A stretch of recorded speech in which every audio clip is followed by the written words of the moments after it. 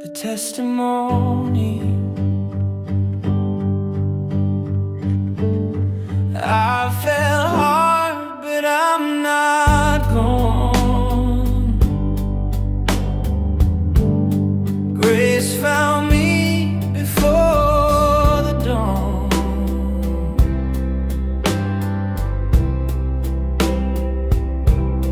Pulled me up from down below, set me on my feet, said, "Child, let's go."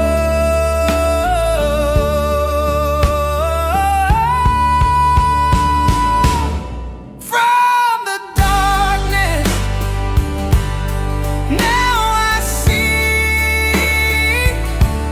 love has won the victory. If you're listening, lean on me. This is my testimony. This is the testimony.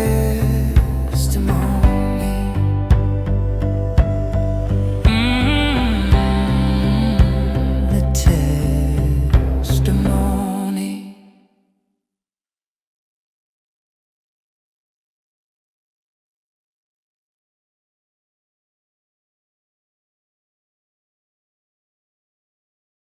What's up, everybody? I'm your host, Alex. Welcome back to the testimony. So last week's episode was an Apple and iHeart exclusive. I believe it's on Spotify as well, so go check that out. Follow us on Apple Podcasts, iHeartRadio. Leave us a 5-star review. If you'd like to support the page, go to buymeacoffee/the testimony podcast. Help us out. Support the page. 20% of everything we get throughout the month goes back to a local recovery service or just a place of your liking. Leave us a comment where you want us to donate to. We love to give back to the community. We love to help out the people around us. Big shout out to BJ Clifton, last week's guest. He is opening the first rehab here in Mississippi County, Arkansas. Last year we talked about this on an episode with Ty King on long-term podcast and recovery. Check his podcast out as well. But we talked about this last year, how we wanted to start rehab here in the area, and we finally found a person who is feet on the ground running. Everything's in order. It is coming to the area. I don't want to say where it's at just yet. Y'all got to listen to his episode. Part 2 of his episode will be out this coming Friday. But today we have I don't want to call it a secret episode, but we have a pretty hidden episode. It's another conspiracy guest. My church friends, I love you all. I don't want y'all to get discouraged when I bring on these conspiracy guests. Everybody has a story worth telling, and this guy right here is a good friend of mine. Great concept, great idea behind what he's doing. He's growing a business with doing something he loves, and that's who we try to bring on here, guys. I don't care who you are. If you feel like you want to come on and share your story, please come on the channel. I say it in every single episode, but we pray before every guest, and if it doesn't feel right, then I won't bring you on. If it feels right, then you can come on, share your story, please. Much love to everybody. Let's go ahead and introduce this week's guest, but James Price from Plunder World Cards. Matter of fact, we actually just signed a little bit of a partnership. So if you want to go ahead and use the promo code that you see on the screen, follow the QR code, get that, help your boy out, hear the testimony, and if go help James out, man. Go follow his page, check him out. But if you don't mind, man, go ahead and introduce yourself to the audience. Well, thank you very much, Alex. My name's James. I'll get it out of the gate right away. I am a sinner. I am full of hypocrisy and contradictions, but thankfully I'm a follower of the Lord Jesus, and only through his blood am I saved. And thank you very much for having me on. And just before I get into anything, I appreciate your praise. I appreciate your interest in what I do. I will tell you though that these cards aren't necessarily tailored towards a church audience. I make trading cards, and I don't know anything about what kids are into or the Pokemon game. I barely am up on sports cards, but I do homeschool, and I do try to teach history to provide some context. And what I've noticed is that is the hardest subject to teach. And one of the biggest inspirations that I ever got. I'll tell you, before I get into that, let's just switch over here. I'm sorry. Um, so I make trading cards, and these are actual real trading cards in a box, and I make all the artwork, and there is no AI artwork, and that's they're subjects that cover the people, the events, and the technology kind of responsible for the state of the world today. And there are at least 99 subjects in every series, and 90 subjects are the basic set. But the gag is there are 3 variant cards for each subject, because on the back of each variant is a different part of the story. And we'll get into that a little bit later. And because they're trading cards, you got to have shiny, hard to find, rare cards. So I've got some full inserts, and I've been reading about the, call it parapolitics or conspiracy literature. I've been reading it since I was a little boy. My dad was crazy, and he passed on the crazy gene, and so I've had this stuff swimming in my head forever. So back to the inspiration, I guess. There's a gentleman out there who is doing great work for young readers named Connor Boyack, and he made a series of books called the Tuttle Twins. Have you heard of those? I've heard a little bit. I don't know the full story, but I have heard a teeny tiny bit. Go ahead and let us know, man. Yeah, the Tuttle Twins are fantastic for young readers. They're thin, short, Curious George style books, and it's about a brother and a sister, and every story involves a lesson in volunteerism. So, how to grow a business from the ground up, how to solve problems in your community without resorting to communism. You know, they're great, and they're not heavy-handed. It's just enough to let it, plant some seeds in a young mind, and it's not propaganda. And I thought, man, this is fantastic. There needs to be more material like this aimed at a younger demographic, because I say this all the time on shows, but as a boy getting out of high school and transitioning into being a man, your life is changing rapidly. You're moving into things like having to sustain yourself, presenting yourself in front of a boss, the public, learning new skills that are practical, like working on your car, or physical fitness, or how to relate to the opposite sex, and real man stuff. But in high school and in junior high, you've held on to those childish things, whether it's video games or sports cards or cartoons, or all that boyhood stuff. And it's kind of depressing, because there's this epidemic of prolonged infantilization, especially in men. And I feel like that there's nothing wrong with having a hobby and collecting stuff, but if that's like I don't know, like your primary focus deep into your 40s, 50s, or 60s, then you might have your priorities messed up. And so I sought out to create a hobby that grows up with you. And each of my cards on the back is packed with a narrative full of facts and context about wild subjects that you were never taught in school. They're not for everybody. There are some spicy topics in here.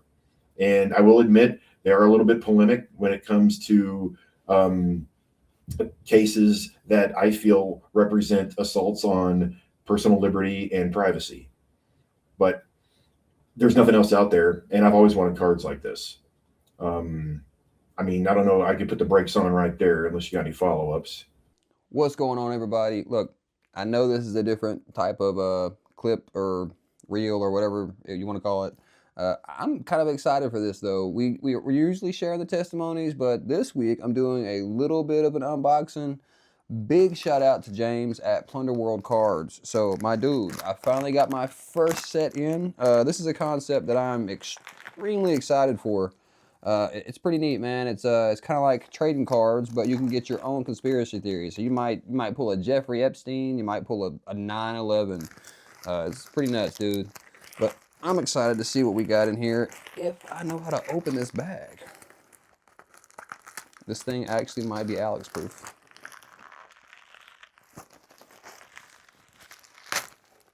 All right, it come with hair. Let's go. So I did order Series 2. Y'all check him out, but it's a pretty neat concept, man. You can pull various conspiracy theories, and you never really know what you're going to get. There's 3 series. I think Series 3 just dropped this past couple of weeks. But y'all check him out. Plunder World Cards. Check him out. James at Plunder World Cards. Go follow, like, subscribe. Reach out to him. Order a pack. Do an unboxing.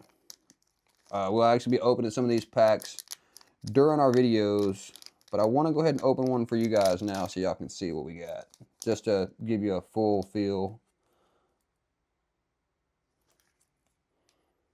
But we got Study 329, which is paroxetine, is a selective serotonin reuptake inhibitor. SSRI. It was not the first, but became one of the most profitable earlier attempts to synthesize antihistamine derivatives, resulted in life-threatening side effects. SSRIs had been used since the 1980s, but there were very few reasons to do so. So, again, there's a lot more information on the back. Every card's a little different. I'll pull another one just so y'all can see. This one is Robert Maxwell. So I know a few of you, if any of y'all are on the conspiracy thread with us guys, y'all know exactly who this is.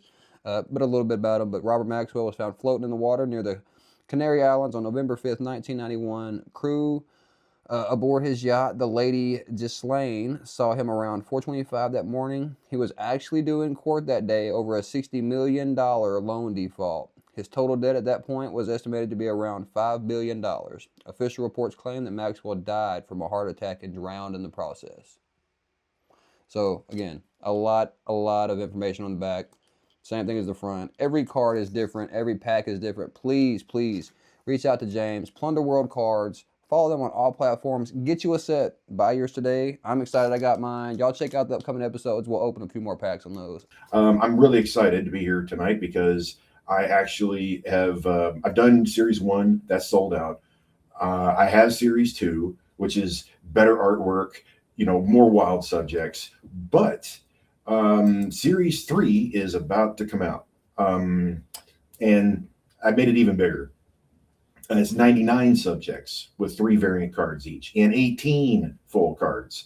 I will just show off some subjects for Series 3.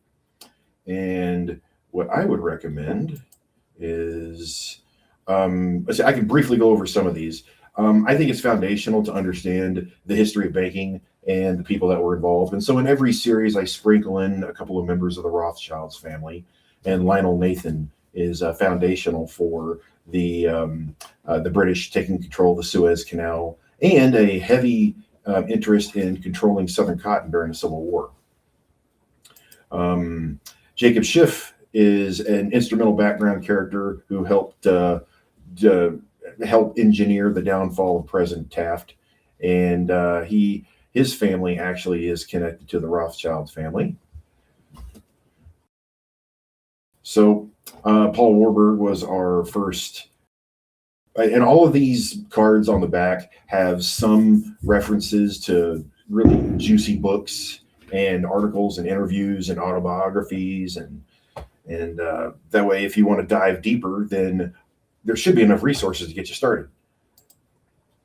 Then there are some dirty secrets about investors into IG Farben during World War II that involved some prominent figures here in the States.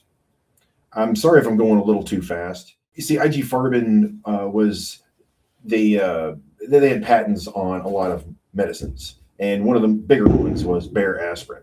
And to this day, when you see a Bayer aspirin commercial, they recommend that you can take it to prevent a heart attack.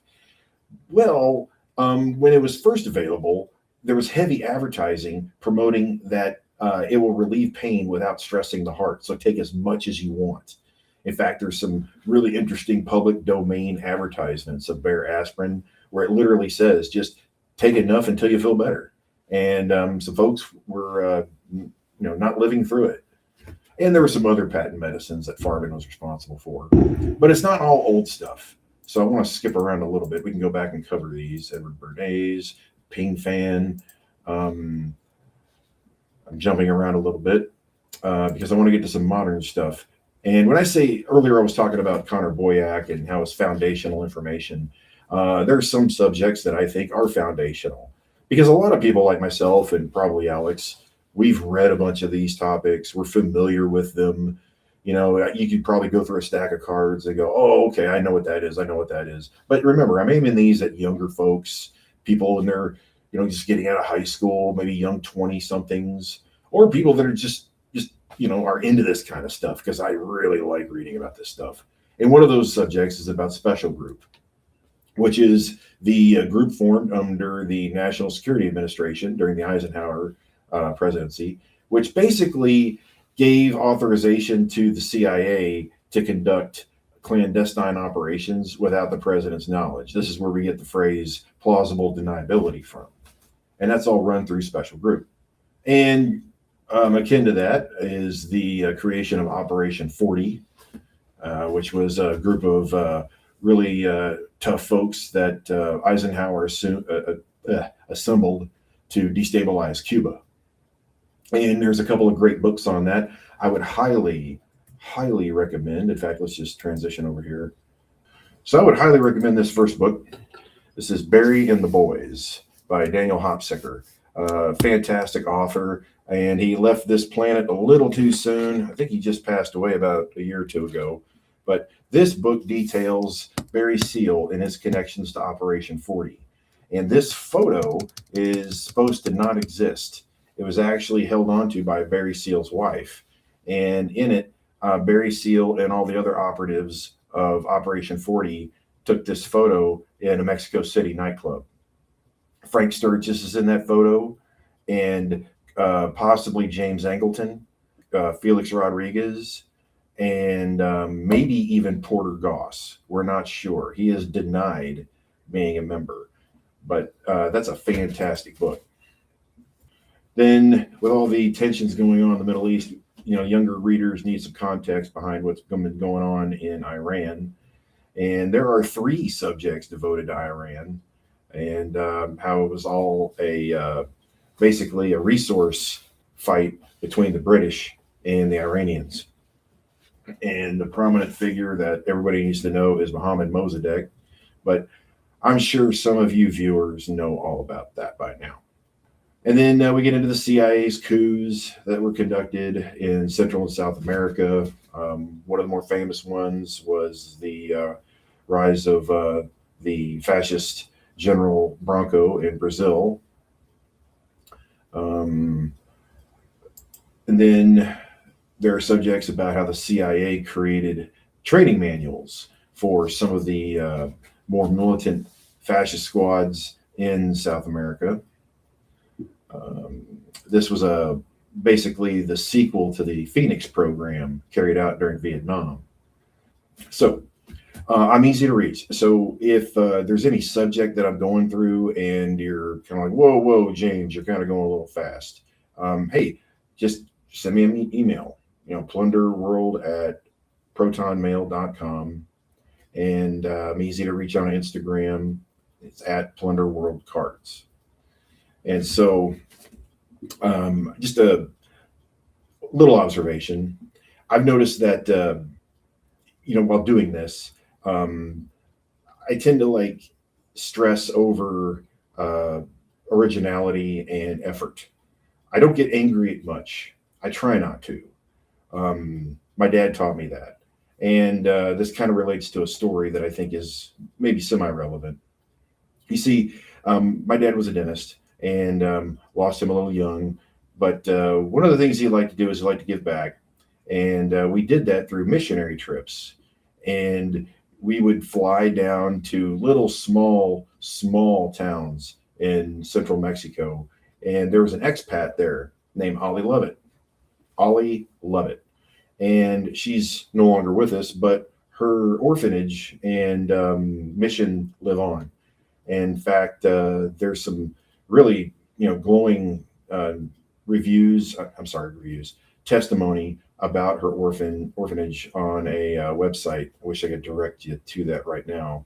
But anyways, we would fly down there and he and some other doctors would help the children. And the I mean, they would just do charity work on these orphans. And I was pretty young, and the experience was very formative because, I'm not trying to make, I don't want to sound, like, what's the word? I don't want to patronize anybody, but you get us early. I got an early lesson in what I have versus what others don't. And they were, but they were so happy, they were so grateful, and the language barrier was an issue. I've since gotten a lot better. My Spanish ain't that bad, okay? But at the time, the only communication between children was just play, and that's a universal language. A smile, cooperation, and a willingness to engage is pretty much all you needed to make friends. Um, that was a very formative part of my life, also because I was baptized in Mexico. There's a little small river that ran past this orphanage called the Purification River, and my own father baptized me, and that was, uh, that it's very personal because um, spirituality, a belief in the Lord, it was it was more family centric than anything. It wasn't necessarily church based because we had some pretty negative experiences going to some of the churches, at least here in Texas. And what I mean is that so my father grew up Baptist, Protestant. Whole family was into dispensationalism, Schofield Bible readers, and there was a heavy emphasis on prophecy and signs. And so any slick speaking preacher would just basically, blow my father's mind about what he knew. And, you know, I, I remember my mother was pregnant with my sister, and we were at one particular church. And let's just say it was related to a gentleman named Kenneth Copeland, if you know who that is. And she had to get up and use the women's room, and he pointed her out getting up. And he said, "Oh, ma'am, you need to sit down and you need to listen to this." And she's like waving at him, going, "Hey, hey, hey, I'm pregnant. Cut me some slack." And they literally staged like two guys at the door to prevent her from leaving. And I thought, okay, that's odd. And then later on, I'd say my grandparents, they taught me, something even more interesting, and that is that there's a greed to the churches that is tied to 501c3 tax exemption. And believe it or not, that's actually a topic that I cover in series 1. And it's a short read. Anybody can look it up, but there are literally chunks of scripture that churches are not allowed to talk about because of 501c3 tax exemption.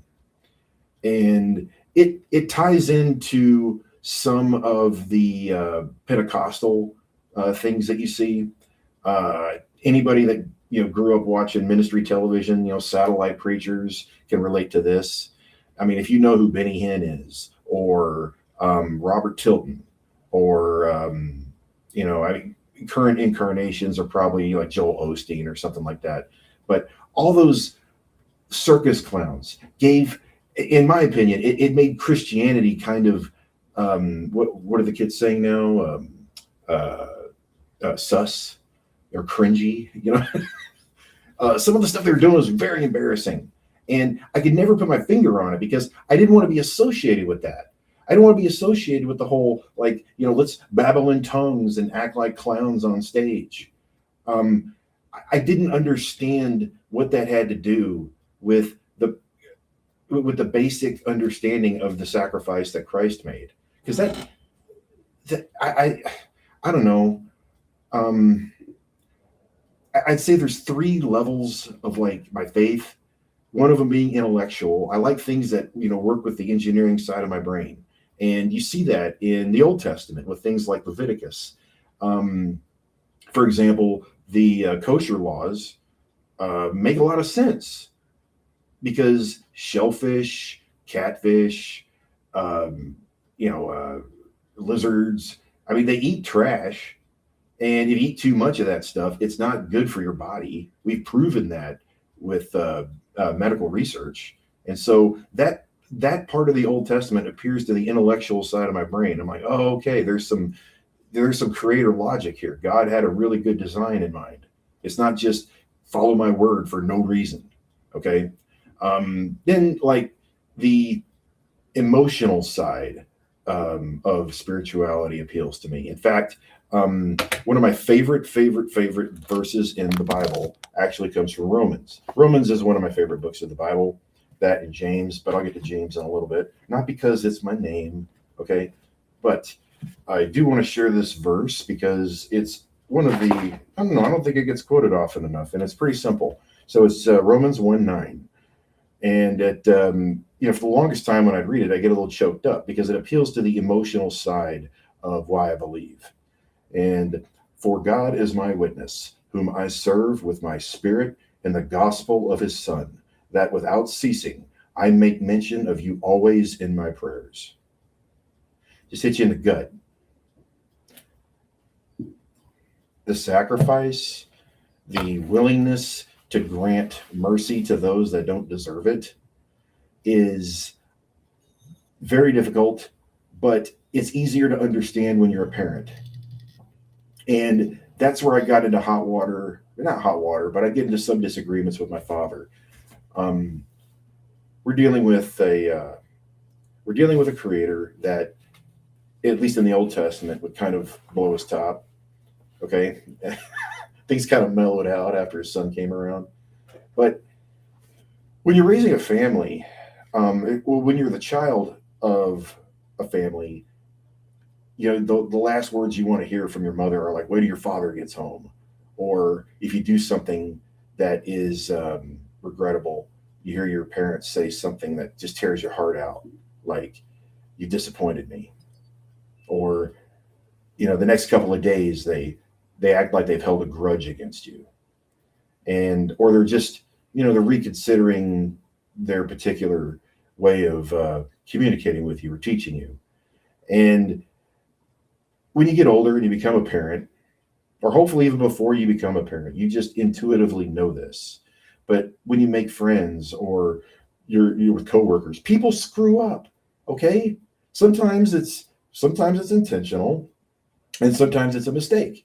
But being able to look past that and realize that the person that did that isn't who they, are in their heart. And it's not about forgiveness. Okay. That's a whole separate issue, because I kind of feel like forgiveness is something you have to ask for. It's not something you just automatically give. And that's okay. So if what I'm saying maybe doesn't jive with your own personal understanding of Christianity, that's fine. I mean, I'm not necessarily like defending a position. I'm very flexible and open to any position. I just feel like something like forgiveness is something you ask for because you actually want it. If you just flippantly give it away, then it's not appreciated when it's offered.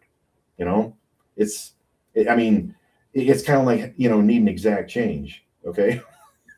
I don't know if that makes sense. Hey, Alex is back. Sorry, I kept going.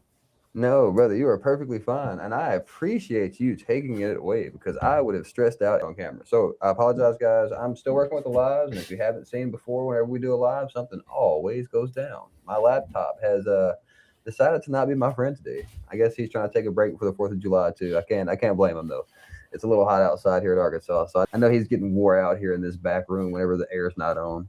But James, dude, you're awesome. And I love the way you described that, because I wish I could have hopped in then. My mic shorted out. My wife's in here letting me listen to it. And I was like, I wanted to hop in whenever you start talking about the books and everything that have been removed, and then how there's scripture and everything they do not teach. So like I've learned a little bit, and in a sense, I do believe we have to study everything for context. So like a lot of the books in the Bible, they all play a role in different parts. So like each one of the apostles, you have a different aspect of what they got to see in front of Jesus, right? Well, when you look at certain books in the Bible, like the book of Jasher, or I think this was Melchizedek. Mhm. So you have these books and everything where they do talk about other stories in the Bible. And again, I don't want y'all to just listen to me talk about it. I'm going to say exactly like Trebles Garcia says. A big shout out to Trebles at the Treble Show. But you guys have to look it up. I think it's actually on the back of the card. Where is it at? Stop playing games and start reading books. And that is the biggest and best quote I've seen all day. It's the truth, guys. You got to start studying for yourselves. But everything he's saying, I don't want y'all to hear it and be like, man, even with the homeschool thing. I work with a buddy of mine, and he's religious by homeschooling his kids, and I don't blame him. And I say that with my wife being a public school teacher. She teaches kindergarten. She's a major part in these kids' lives. But when you see the way the curriculum works, whenever they get older, it's changed throughout the years. And I'm not saying like, adults smoking cigarettes in the gas station or in the McDonald's changed. I mean, like, you see things now that I don't want to say AI will take over, but I do have a fear of what it's going to do for critical thinking. Young adults, even adults now, you see it in the workforce. So I'm right there with you on the homeschooling thing. I don't blame you at all. I wish people would understand whenever people talk about their understanding of Christianity and what they feel convicted by, it's because they've actually studied it, right? I would never assume that what you're saying is because you just you heard somebody else say it. I know you've studied it, and for one, I mean, you've got the cards to show it. He doesn't have biblical characters on there yet, but it's the fact that he does his research behind everything that he puts his time into. And when you hear people talk about their faith and what they do believe in, like with me, I struggle with the holiday of Easter. Like I love what people make it represent nowadays, but you cannot justify the Easter bunny and searching for Easter eggs for me, because in a sense it is a sign of fertility worship. I don't want to go in there, but when you dig deep enough, you start to see how a lot of the things from the past are a little ritualistic, and how things in the present have been made it to kind of water it down. Christmas, it's a little scary when to talk about the Christmas tree. I'm not arguing with Christmas, but the Bible says not to chop down an evergreen and cover it with silver and gold. And I don't. Again, another episode, but he's not wrong. That's why I love bringing guests on like this. I love the concept of the cards, and that's why I wanted to pick James's brain. And if y'all didn't see it, whenever the mic shut down, if there's anybody that can hold their own whenever they're trying to talk about them, not just themselves, but what they believe in, what they have faith in, my man here. Perfect example. Dude, James, you rock. Now I gotta ask, whenever you first started to dig into the wonders of the world, right? How old were you when you first started to question not just reality, but the way things were going on around you, your faith, just how you saw life? I'd probably have to say the first time a girl broke my heart. But it was, but she did it deliberately. She did it because it would make her friends laugh. And evil. Well, that's I've always like overthought things. I just I can never turn my brain off, and I'm always thinking. And I remember thinking about how like, oh, okay, I get it. So when somebody actually genuinely likes me, I will have something to compare that against. So that feeling of disappointment and rejection and embarrassment will be counterbalanced by pure acceptance and revelation. And that was pretty formative, because you can apply that to evil and good. You can apply that to generosity. You can apply that to almost anything. So when, by the time I'm in high school and we get these stupid ethics classes about like, why does evil exist? I'm like, dude, I remember thinking about that when I was 10. Let's grow up, y'all. Well, see, my perspective on that has completely changed from like when I was a kid and everything. When you first hear about it and you're just like, why? And then me, I was an atheist. Like I was always, and I don't even want to say I was an atheist. I was an ignorant. I'll say that.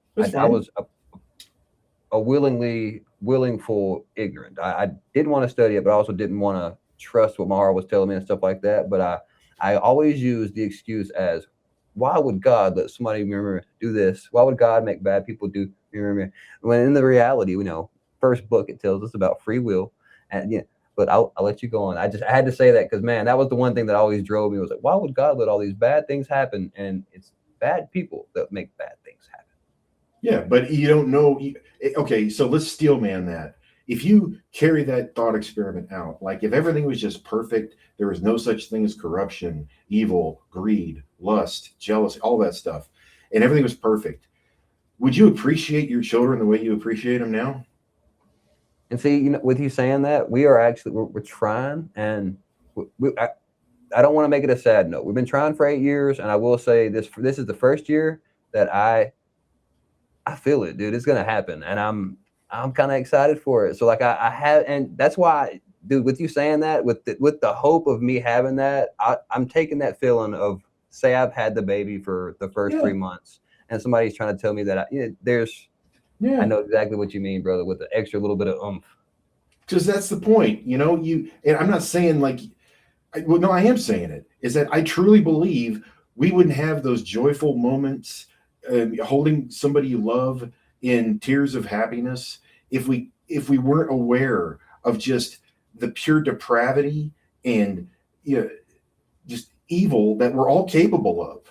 Being able to appreciate that tender moment and, hold on to it and know that it's your responsibility to nurture it. If everything was perfect and everybody had no, concept of evil or suffering, then I just don't think we'd appreciate those soft, tender moments. Oh, you're right, dude. You're right, and it takes that. I really feel like it takes a little bit of that to appreciate it, because I was so big on and I don't want to keep saying me, but these things are really starting to open. Little light bulbs are going off. But I was so big on not being greedy, but like I had the disease of more. Like I want more, I want more, I want more. And every time I get a little bit, you get complacent, and you feel like you have that. With me having a kid, because that's something we've wanted for a long time. That is it's like a different switch. You dial it over a little bit. So instead of me always wanting more, that I feel like I would feel complete without feeling complacent. And that's what I want, you guys to understand. Not just like James, you already know, brother, but like the audience, man, y'all listen to my guest in Nepal and the guest in Sweden. I want y'all to understand, when you hear these people tell about their passion behind this, when you hear me talk about my passion behind anything that I do, my faith leads first. But I want you guys to understand, you gotta do this studying for yourself. You have to want to know. You have to, like he said on his, stop playing games and start reading books. Well, going to books, they unfortunately, I mean, we're kind of, it's when you say that, what you're basically doing is you're pointing at a cave and you're saying, just go in there and feel around and just find a book. And that's not fair. Okay. So I do believe in some kind of direction. I do believe in some kind of guiding light. I'm not saying you have to read the exact same books, but you have to have some discernment. Okay. And some of the key things, and they're very simple. Okay. And that is that start off with like autobiographies of people that are relevant to topics you care about. That doesn't mean they're going to tell you the whole truth, but at least you're going to have one piece of testimony linked to the subject matter. And you can compare that with actual recorded facts and find out if there's more to the story or if there was some, fuzzy, funny business going on. The second thing is that, and this is the easy part, I'm sure a lot of your viewers, I mean, you're just casually going through a used bookstore and you see those coffee table books where it's like, 100 subjects about the United States you never knew, or, 50 stories about, clandestine, activities. It's like a coffee table book, or it's like an Uncle John bathroom reader book. You read it while you're, killing time. Okay, those are great, like, little kindling ideas to go into deeper subjects. There's nothing wrong with that. The last thing I'll say about it is that you need to challenge yourself with material that attacks your faith. You do, because you need to be prepared to deal with. It's not to defend yourself in some sort of debate. It's because, and this may not be true with everybody, but I guarantee you, and I'm not calling anybody out, but I guarantee you, some of your listeners at this very moment, they have internal arguments with themselves about their faith that they're trying to shed. Okay. And nobody can fix that for them. And the only way they're going to do it is if they confront those arguments head on with intelligence and wisdom. Okay. And what I mean by that is there are some really dark characters when it comes to biblical research throughout the years I've encountered. in which it's not that they feign Christianity. They preach and they talk scripture, but they have this weird dark confidence about them where it's like, oh, I've read really deep into the Bible and I've connected all these ideas that you didn't even know. And it kind of shakes the core of what you believe when it comes to the sacrifice of Christ and his resurrection. But at the same time, they do have some other compelling concepts that make you think a little differently. And so instead of being so cryptic about it, I will name somebody by name. I mean, they're no longer around, but I would highly recommend people that are passive to just go look up the complete library of George Gordon's School of Law. He did a internet stream years ago. Very interesting man.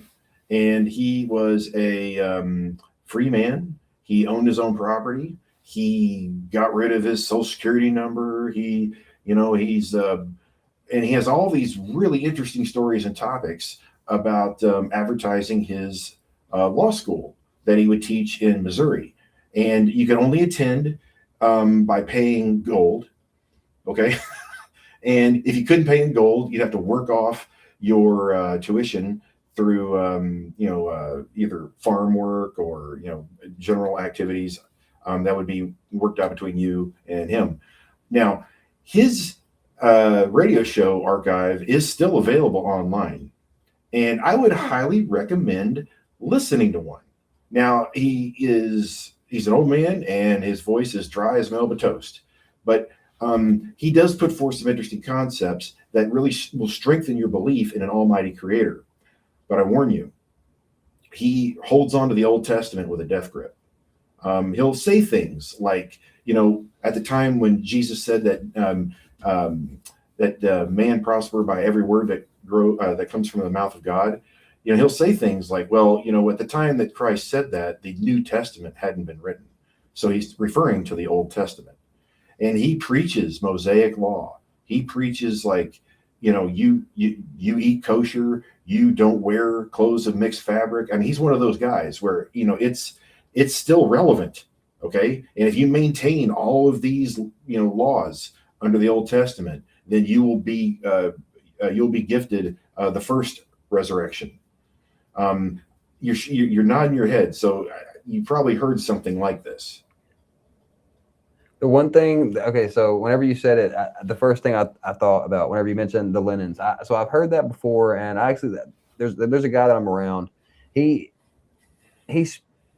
talk about that a little bit, right? And I don't want to get too conspiracy on the testimony just yet, but guys, whenever you think about it and you look at how the world is nowadays and how everything that you wear, not just because it's cheap and how easily made it is, but in a sense, it does feel like it is a push thing. If you want to get a completely cotton from head to toe suit of clothes or anything like that, you're going to spend a chunk of change. If you want to get completely satin, you're going to spend a chunk of change. Velvet or anything like that, you're not going to get 100% the same material all the way through. You're not going to have, again, in a sense, clean linens anymore. And I feel like that's the way the world will continue to be. And I don't want to get too off the subject, but man, I just feel like when you said that, we've talked about that before, and it just strikes a little bit of a nerve, and it's one of the things that have raised an eyebrow for me, and that's why I look at it like a blessing. I'm so happy that I fell into the group with you guys, because I've had so many questions for so long, and I've never been able to really voice it, because we go to Church of God, so a little bit about them, like like you hear we get the Holy Spirit, baptized by fire, and little things you hear as a kid that you think, man, these folks are crazy. And then you study a little bit and you start to know that it's not metaphorical in a sense, because it is, you do feel it, but it is spiritual. You do feel that it's not just a saying one and done thing. That's why like the baptism thing. I don't know if correct me if I'm wrong. Is it Baptist that believe you get baptized once and then you're gravy for the rest of eternity, or? Well, a lot of Protestant faiths and even Catholics, they believe in the baptism. The catch is that the Baptists specifically want you to be baptized at an age of understanding, whereas the Catholics will baptize you at infancy.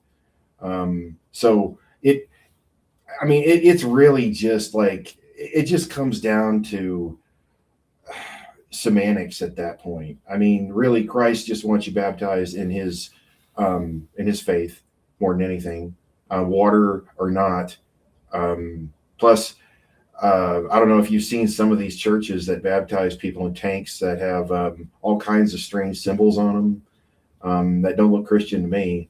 Um, Plus, I don't know who else has been in that water, but you know, let's What's just going say on baptism? This is the 15th person we've I had know, here. and We that don't guy know was kind where of they sweaty came when he from. got in, and yeah, I don't. I just returning to the point of challenging yourself. You also need to challenge yourself with people that are strongly agnostic, if not fully atheist, because that'll give you an appreciation for who runs this world, and that really opens the door to the grounded subject matter that I cover. So when you understand that it's okay, it's not like a bunch of atheists are just going, well, this God business, I don't fall for that. We're going to go ahead and just tell the world he doesn't exist. No, it's for a specific reason. Okay. And one of the major reasons is that the only thing you really can't stamp out of people is a true spiritual faith. Okay. You can take their food away, you can take their house away, you can torture them, you can take their children away. But a faith is something you don't take away. A faith is something that you replace. You subvert it. You present people with a either a rose or a fist, and as a group or an institution, dare I say, a government, you want to supplant an entire population's faith, either through fear, dependency, or rarely altruism, which I don't think has ever happened in history, but maybe I'm wrong. But that's the whole central tenet of communism. If you just read Alexander Solzhenitsyn's book, The Gulag Archipelago, you'll see some firsthand testimony of what life under socialism, or in this case communism, really is. One quick example out of that book, and it's a dog choking book. Okay, so you're not going to read this in a weekend. Okay, um, there's a story about how Stalin would appear before this huge rally, and everybody would get up and applause. Okay, and they're up there and they're clapping and they're clapping and they're clapping and they keep clapping and they keep clapping more.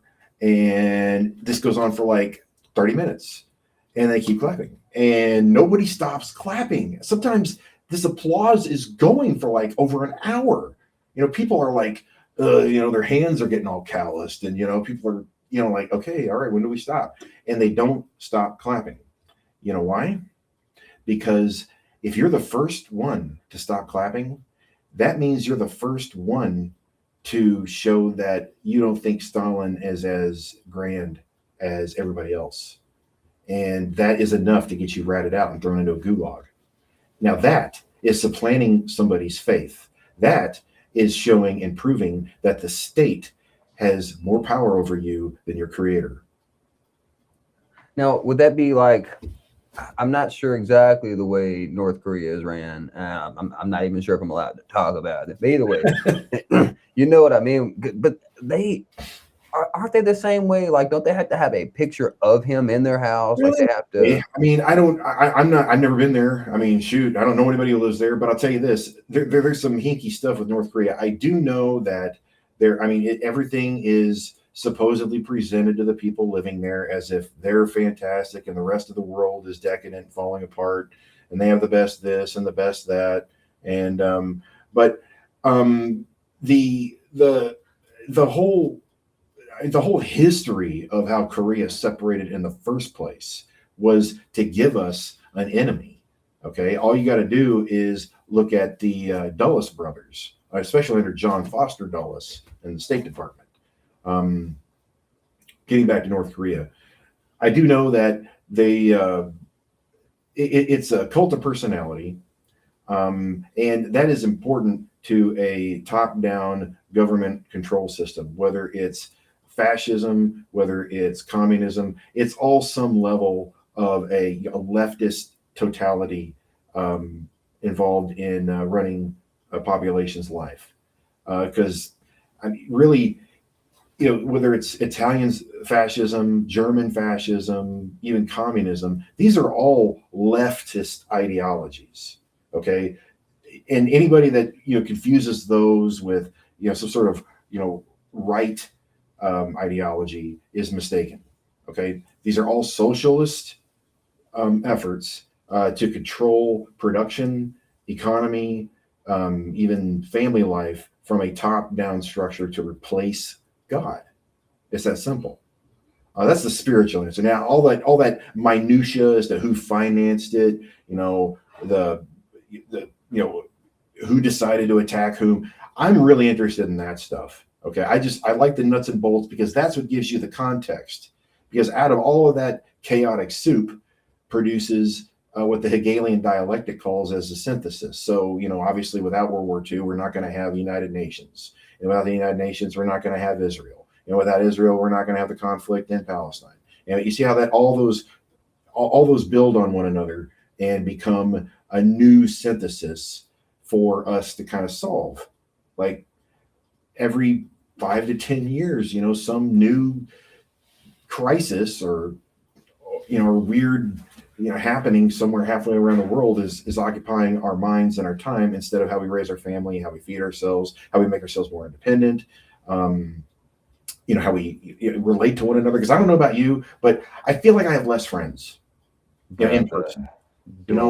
I feel like I feel like when I try to be like engaging and I try to meet people, I just want to take this personally because there's two things I personally am trying to change, and maybe you can relate. And that is that when you read a lot, when you get all this context, it is very easy to fall into the trap of looking at others and thinking, oh, you guys are just a bunch of dumb sheep. Oh, you just go along bad. I'm better than you. Don't ever do that.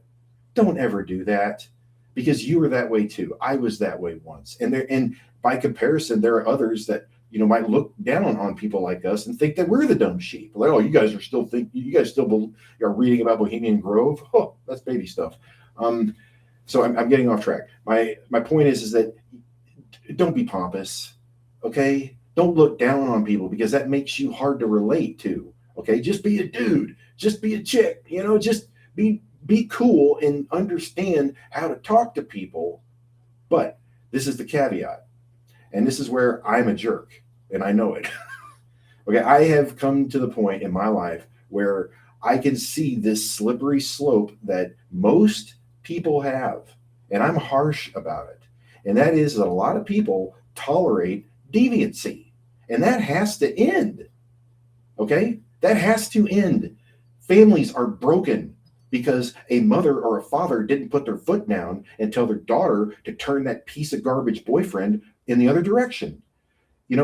Lives are ruined because, just because daddy's not around, I'm going to let my son just wander the streets at 3 a.m, making friends with God knows who. Okay, we tolerate deviancy that just breaks families, and that has got to stop. And that is hard to do because you lose friends, you lose family, and you look like a jerk. You know what I mean? Oh, 100%. Dude, it's funny you say that because, like, my family, I feel like we were, how do I say it? Loose. Like, we could come and go as we please from probably the time of us being 10 or 11. So, like, and it made a big difference on our family because you can see which clusters of our family are still, I don't want to call them a clique, but like they come together. They actually have Thanksgiving together. They get together and go to like vacations and everything together. And then our side, the ones that were just not, our parents cared, but they were also addicts. So they were just free roam. They let us do whatever as long as, they knew we were good. We were good. So, and most of the time we were good. So yeah. I say most of the time, but man, most of the time. Yeah. I know what you mean. Yeah. But they would just let us run wild. And now our family has kind of turned into this, it's turned to pieces, dude. Like I'm finally getting the relationship back with my sister. My older sister's like been bouncing around the state and she's back. My mom, I don't know. It's just, it seems like had we had this structure as a child, had we had this, I don't want to say family that cared because my parents cared. They just, man, it's a different mindset for an addict. There's things that they believe and try to perceive as important that are not important for anybody at all except for the addict. And either way, I love them to death. I don't want to put that, on them. But for us to be so, what's the word I'm looking for? Not free roam. We were able to do literally whatever we wanted to. We were Well, there's raising a high ourselves. trust society, Oh, or, dude. you know, and that's the other thing that people fall into the trap of. And symptoms of people that live in a high trust society, they'll say things like, when some, when especially in the evening news, and there's some tragedy or some crime, I bet your mother or some gentle soul will say, "Well, I would never do anything like that." Well, yeah, no kidding. Yeah, good. I'm glad you said that. Is there anything else more obvious? The sun is out right now. Yeah, that's the point. And people that have that kind of mentality, they kind of live their lives through, I like to call, like, bumper sticker logic, or like, um, okay, I'm sorry, but when I go into a house or I meet somebody and they have a sticker on their cup or their wall that says "Live, Love, Laugh," I want to vomit. I just, I just want to, tear it off the wall and ask them, okay, what does this mean? How does this? I don't like, I don't like complicated, nuanced human emotion summed up in 3 words on a wall. Okay, because that means nothing. It's empty. I compare it to, like, okay, you have a little 5-year-old and they draw a little crayon picture of a kitty cat. And you're like, oh, isn't that adorable? We're going to put that on the fridge. Now, if your kid is 25 years old and they bring you a cartoon drawing with a cat on it, are you going to react the same way? You're kind of like, okay, you're 25. Can we work on, like, a more complicated medium here? I mean, can we see some improvement? And that's unfortunately how we treat intelligence with adults, is they come to you with this, like, cat crayon concept of spirituality or being a human being. And you're like, can you express a deeper thought? I mean, can you just describe a dream you've had? I mean, can you explain to me something that happened in your daily life that maybe touched you deeply with clarity? Or do you just run your life by whatever Oprah or Chicken Soup for the Soul says? Because that's what that stuff is too. It's just, a little a little crayon cat drawing, observations that, like, oh, you're 5, you're cute, okay, but we're adults, y'all. I'm sorry. I hope that makes sense. Oh no, dude. We live in a coddled world nowadays, dude. Yeah. Everybody wants to be patted on the back. We live in I know y'all heard the term back in, like, the 90s and everything. I was born in 96, so I still call myself a 90s baby. But back in the 90s, you like the Sandlot kids. You still heard those phrases of, like, the what's the trophy, the participation trophies. Everybody started getting those. Just because you were there, you got a trophy, which I'm not a fan of. I don't, nothing against it, but there has to be a place for losers. I'm not saying there's people are losers, but you have to be able to take a loss. And if you're never given a loss, then how do you know how to take the loss when you get one? And that's what nobody knows how to do. The world we live in now is so coddled and sheltered that, and I don't even want to say sheltered, because sheltered for us meant your parents, like, we want you home by 9 o'clock. Street lights are on. You're going to be here at this time. We're going to make, like, whenever you leave, we're going to know where you're at. And I mean the sheltered as in the way of, like, these kids nowadays can be 12, 13 and fall off a bicycle, and they're still getting picked up. Oh, are you okay? Are you going to let them get up? Let them fall off the bike. Let them make a mistake. They can't make mistakes nowadays, because and then that puts them in the same scenario as, then they won't ever take accountability. And that's a big thing I had to learn growing up, was taking accountability, because I wanted to put the blame on everybody else. But that's what I was taught. That's what I was around. If you can push it off on somebody else, then they got to worry about it. But when you become an adult, like an actual adult, not just like the teenager adults, and we start to understand, like, brother, if I do something, like if I do something to you, and I have to expect that there's ramifications, because with every action there is a reaction. And it's if you want to look at science, it's right there. We have to understand that anything that's done, there's going to be something that comes from it. And I chose to ignore that a lot of the times. And I feel like it was because of the way the world is nowadays, man. Everybody wants this. I've been around people. I've worked in environments where these guys don't do anything, but they always want more. and it's like it's always asking for a raise, and we've been there for 2 years, and you always see the TikToks or the memes of the older guys, and they're always like the old guy at the factory, and man, these young cats, they always just want to raise me. I've been here 62 years, and I haven't asked for a penny more. And it's just like you'll hear the kids nowadays be like, well, they should just ask for more money. If you don't ask, the answer's already no. I say that a lot, but I also know reality. Like there's work ethic that comes behind stuff like this. There's experience that comes behind stuff like this. Like I could not come to you and say as a and I've had kids ask if they can come on the show. I can't come to a 12-year-old and say, hey, do you want to come share your testimony and expect it to be a lived testimony? Because when I was 12, man, my mind was not right, son. Some days I'm still 12 in the head. Yes. I try to stay. I'm going to stay young at heart as long as I can. Mm-hmm. But there's times that I had to, I got to be an adult, and I don't like those times. But I've learned to grow into that me being that little too trusted of a child, that kind of helped. Like, we raised ourselves, we learned from experience, and a lot of times experiences wasn't great, but it's not a good thing to be coddled the entire time either. So like, I love my wife to death. I'll say it anytime I talk about her, but when I first met her parents, crystal clean. Like, I've never been in a place where I felt like if I dropped food on the toilet, I could pick the food up and eat it off the toilet rim. I've never seen it, never thought I would. And then walk into her house and I'm like, does anybody even use this bathroom? And it's like two completely different environments. And then you see that and I'm like, all right, well, these are, I guess, normal people. But then I see their family, and you can automatically, like off the rip, visualize. I mean, you probably can visualize the things that would be normal to her and be normal to me, and how I see my normal is. I mean, we lived in a town full of addicts, so fighting, everybody out in the street yelling, block party where it lasts about a few hours, and there's fighting again. Whereas her family is like the 4th of July, everybody's got the same shirt on, taking the family pictures, they're all smiling, and the completely different worlds. And even she, being raised in that sheltered life, still understands life and that people have to take losses. So like, I say all of that so people understand there's two sides to everything, but you can't make excuses for all of it. And that's what I feel like the world is doing nowadays. They're making excuses and they still want to be patted on the back for it. Just doesn't make sense.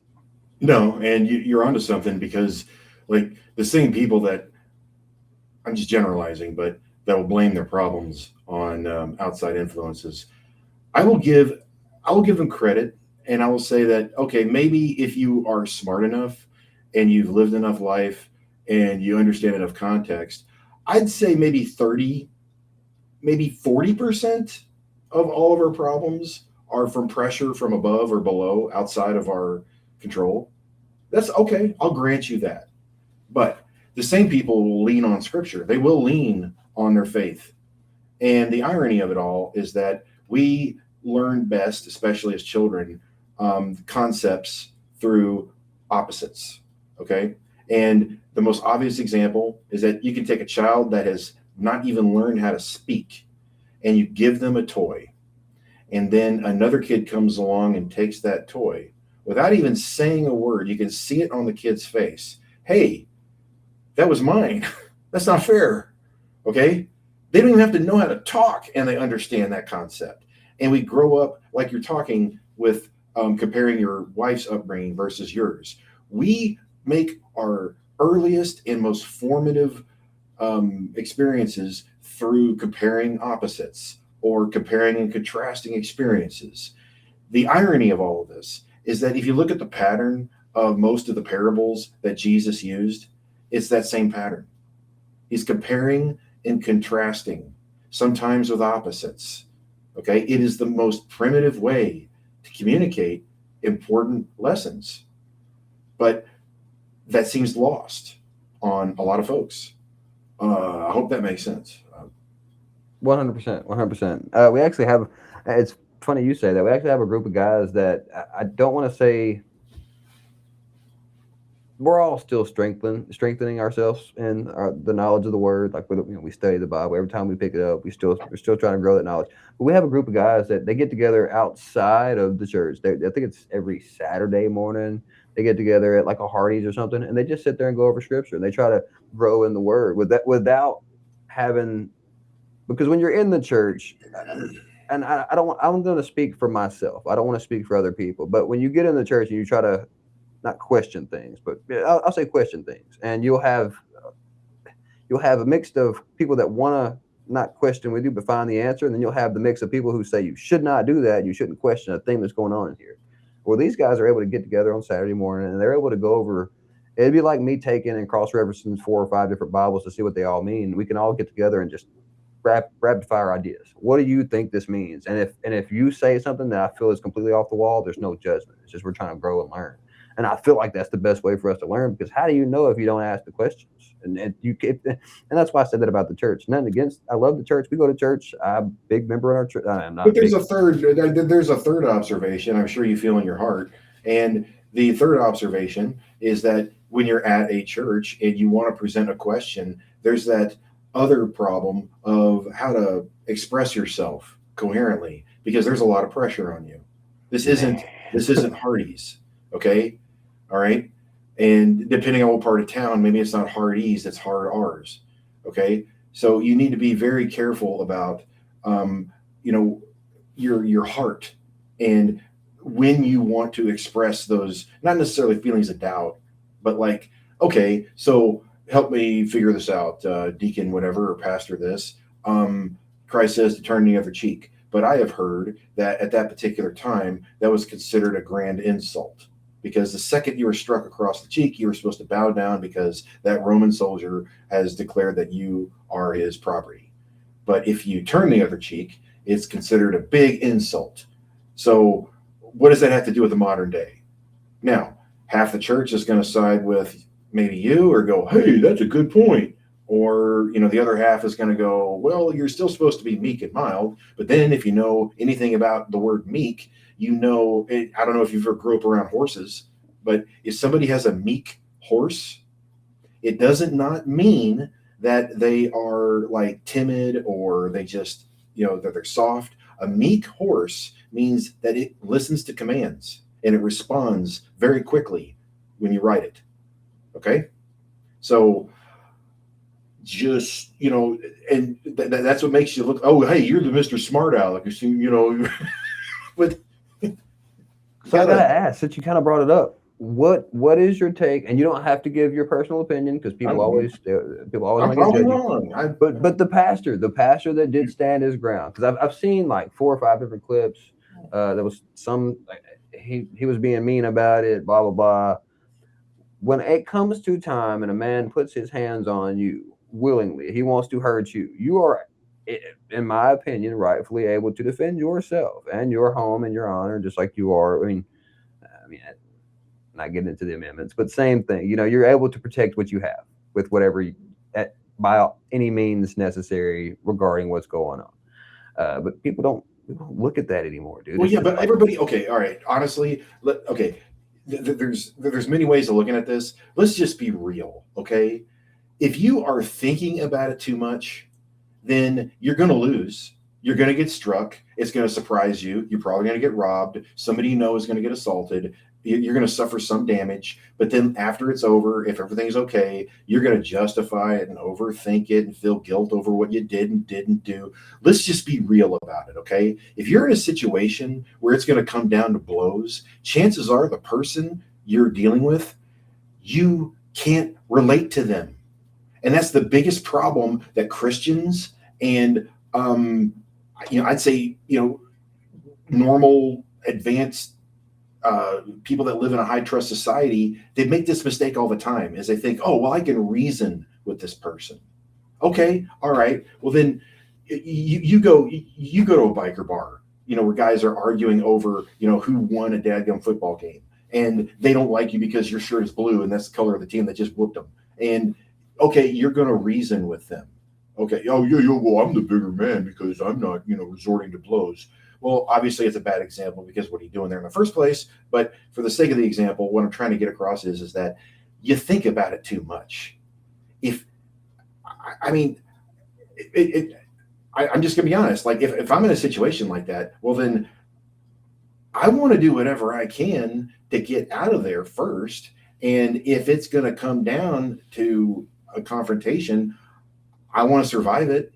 And you can read into that as much as you want, but I'm not going to overthink it. I'm not going to question, like, oh, well, what's this guy's home life like? Or I'll bet he grew up on the wrong side of town. But you can't reason with these animals. You can't.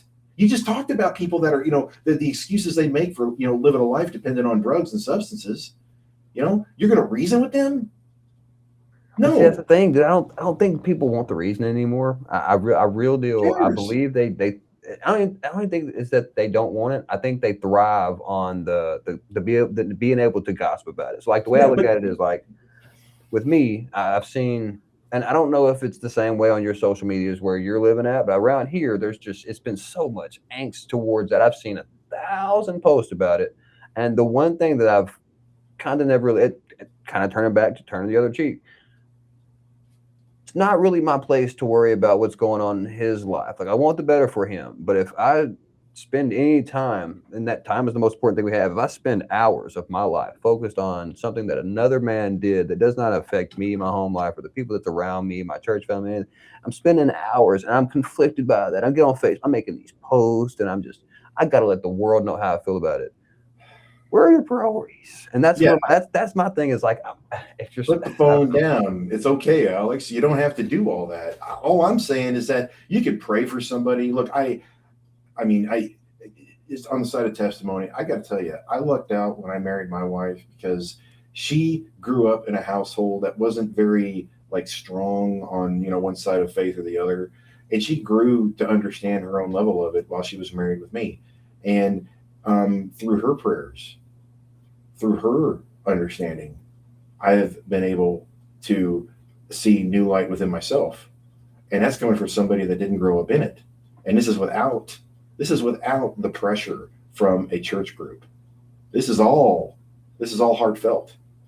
And it's the difference between like somebody going out and maybe spending $100 on your birthday at like Sears versus somebody that spent 2 weeks putting something homemade together for you.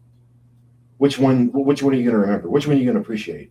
The homemade. You want the That's right. And so what I'm getting at is that, like, I mean, when it comes to that question about what you should do in terms of conflict, okay, dude, that's why martial arts were invented. That's why there are implements to defend ourselves,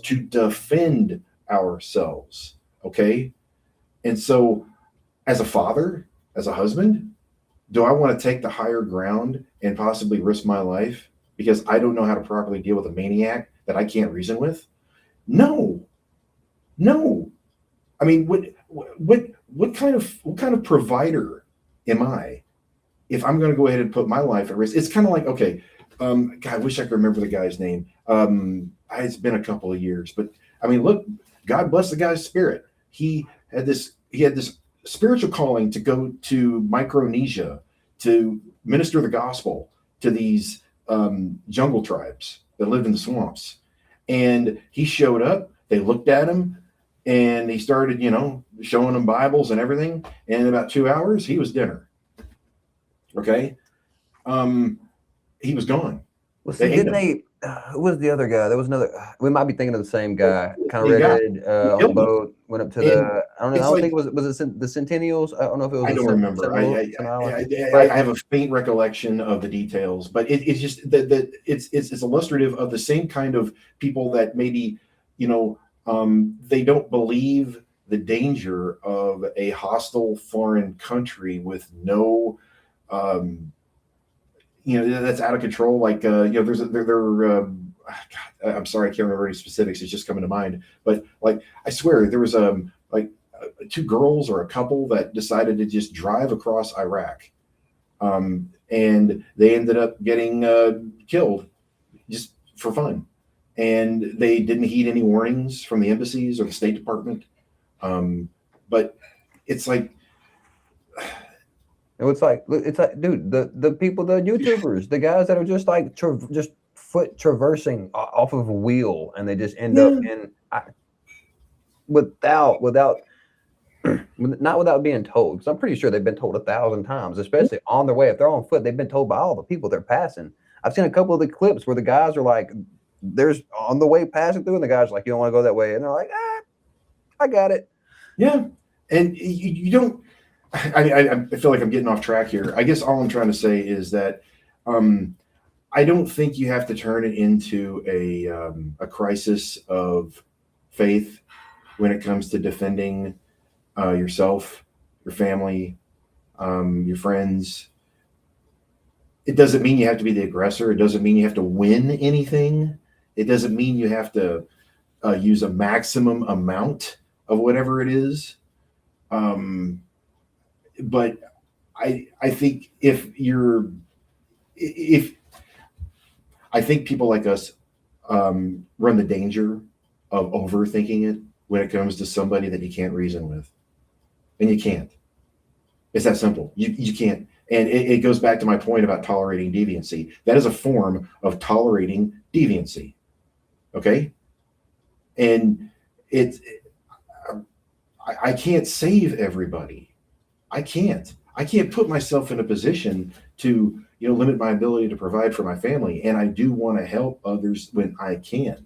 But if that's at the expense of my family, missing meals, or us going without shelter, just because my heart is just, overflowing with generosity, then I'm doing it the wrong way.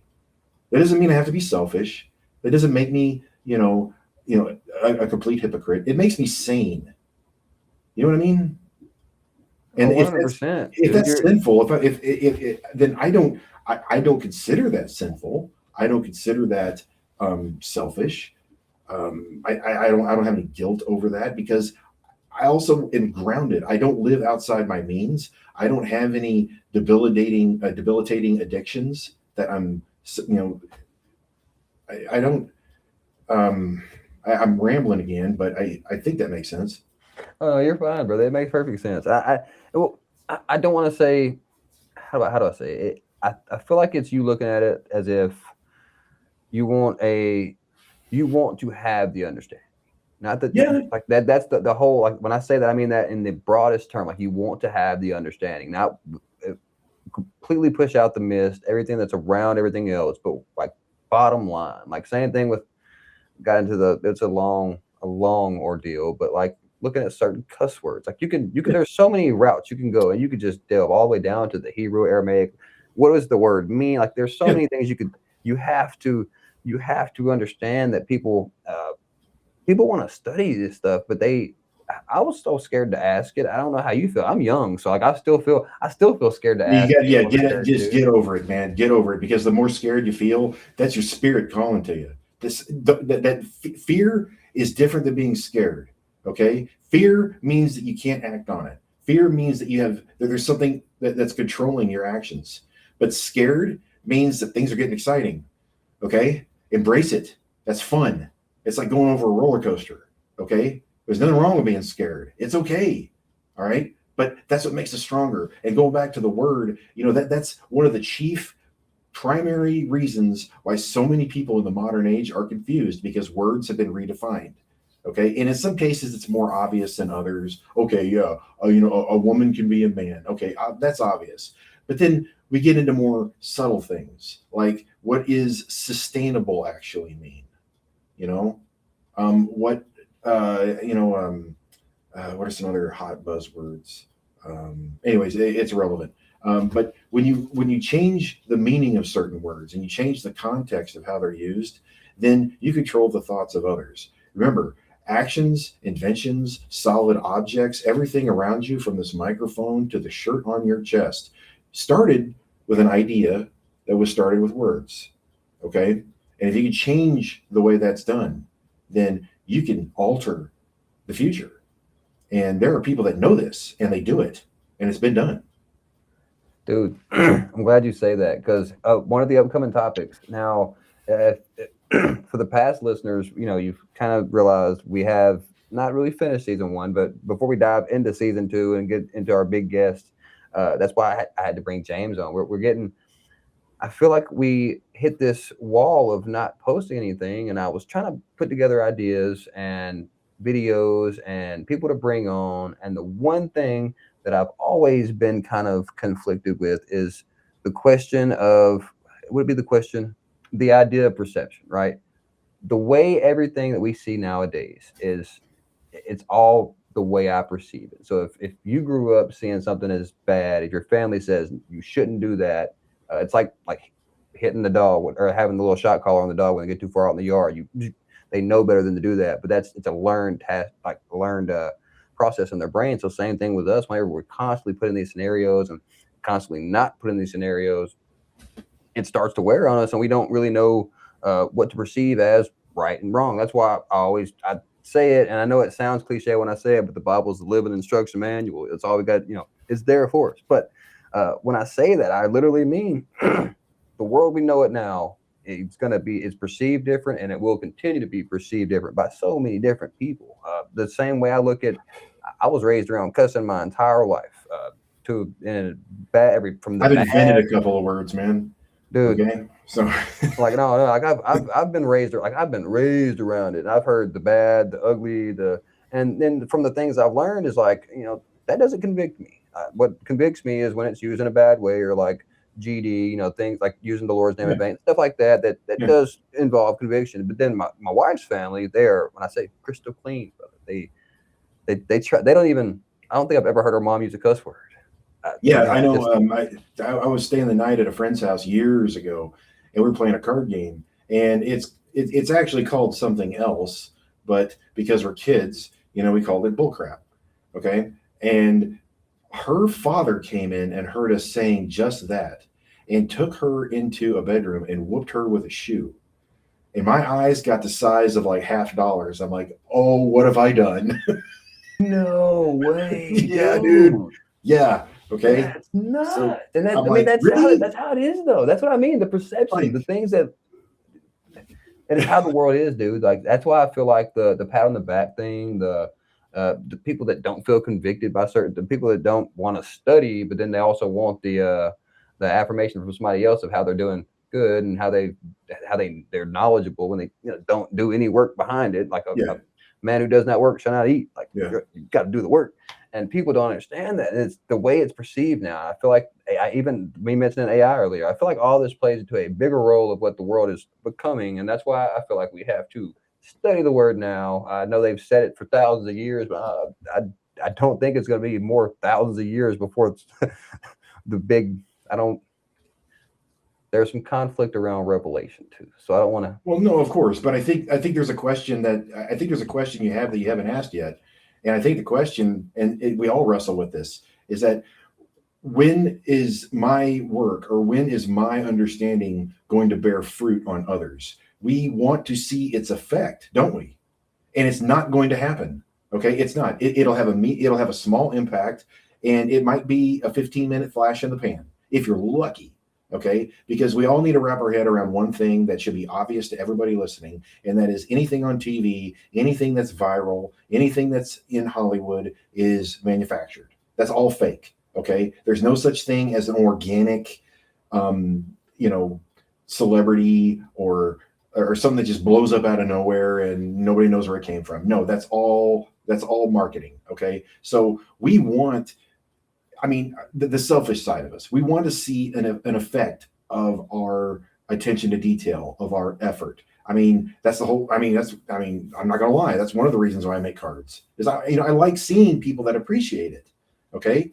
I was vamping while you were off air about how I don't get angry at too much, but what I do get angry about, obviously, is abuse of children, which I have no power to control. But the second thing on a lesser level is that I get really upset at lazy, low effort.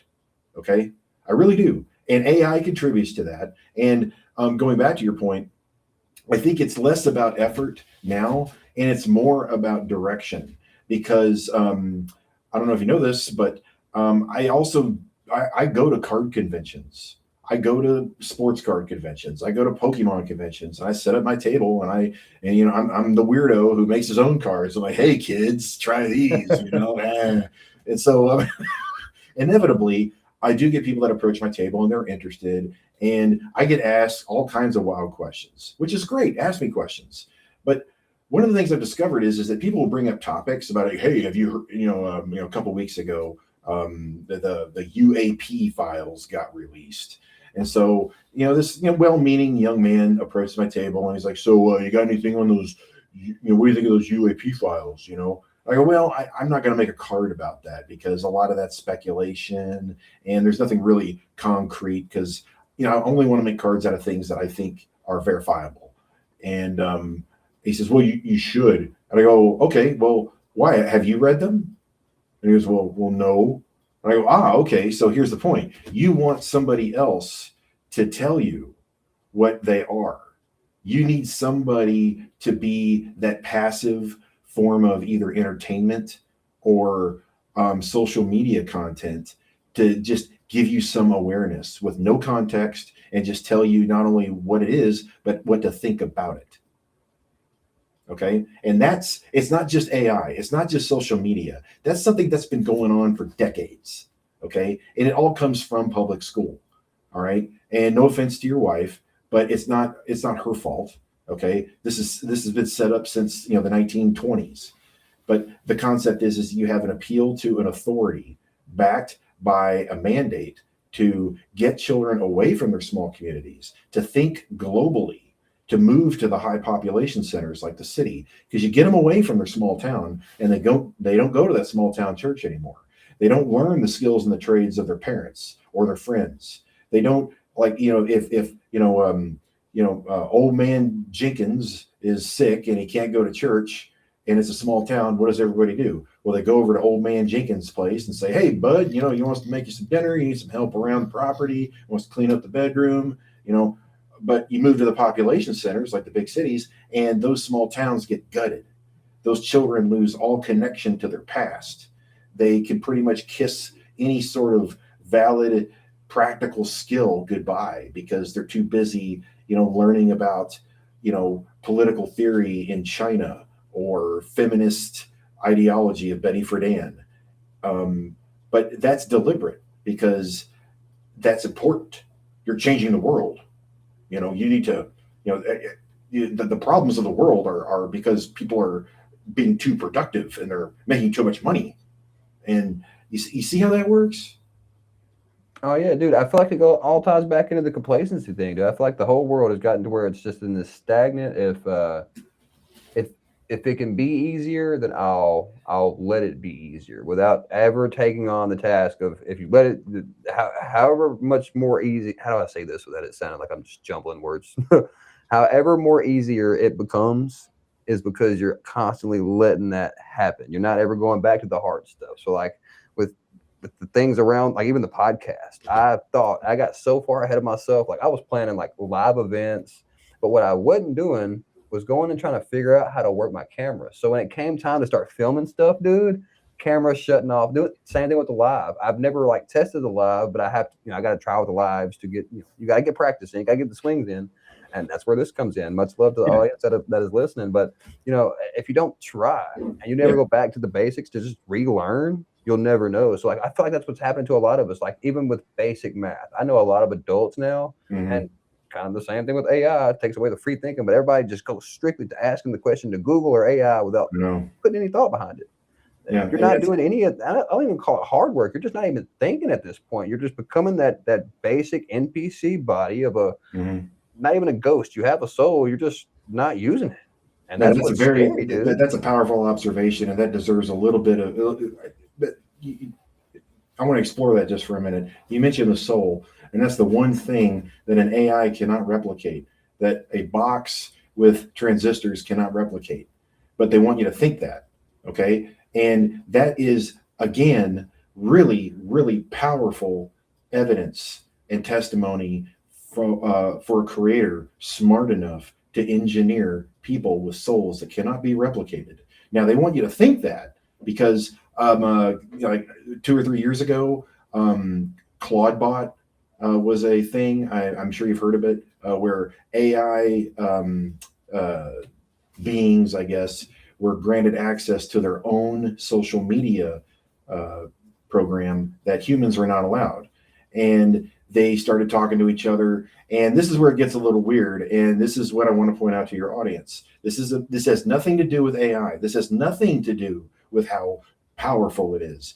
This has everything to do with manipulating you into thinking it is more than it really is. And what I mean is that some humans were actually in these chat rooms, and they were creating a religion supposedly that these AI beings made on their own. And they gave it some goofball name like Crustafarianism. And they came up with one, there were 12 AI beings that started, writing tenets of Crustafarianism. And one of them caused a rebellion, and he was known as Jesus Crust. And yeah, I'm serious, dude. I'm serious. And they presented this like AI came up with it on their own, but it was all made up by human beings. And again, it has nothing to do with how powerful AI is. That story was created to manipulate your scared mother, your a tech savvy, social media infected cousin, to convince them that this is the future. It's all about getting you to alter your faith. It's all about corrupting you. Never, ever forget that. I don't care how fast things are moving. I don't care how slow you feel. I mean, there are people right now that probably, the last book they picked up was a Garfield book, but that's okay. That's all right. Okay. Some things take time. I mean, look, dude, like I'll give you a couple other book recommendations. Okay. So like, you want some fun stuff? Fun. I mean, this is fun stuff, and there's loads of pictures. Okay. So there's another preacher out there who, he's no longer with us. He's out of Austin, Texas. Real wild guy. Okay. His name's Tex Mars. All right. And Tex Mars, all his radio shows and internet stuff is still available, but he was also a prolific writer and publisher. And he made some big, giant, huge, large print books that I highly recommend. One of them, this is one of my favorites he ever made, called Mysterious Monuments. And you don't have to necessarily have a degree in history to appreciate this book, but a casual reader of the Bible will really understand what Tex Mars is going after, because he shows ancient and modern architecture that is inspired by ancient cults and secret societies and the meanings behind them. Everything from scientific research centers to government buildings and offices. The manipulations of crosses.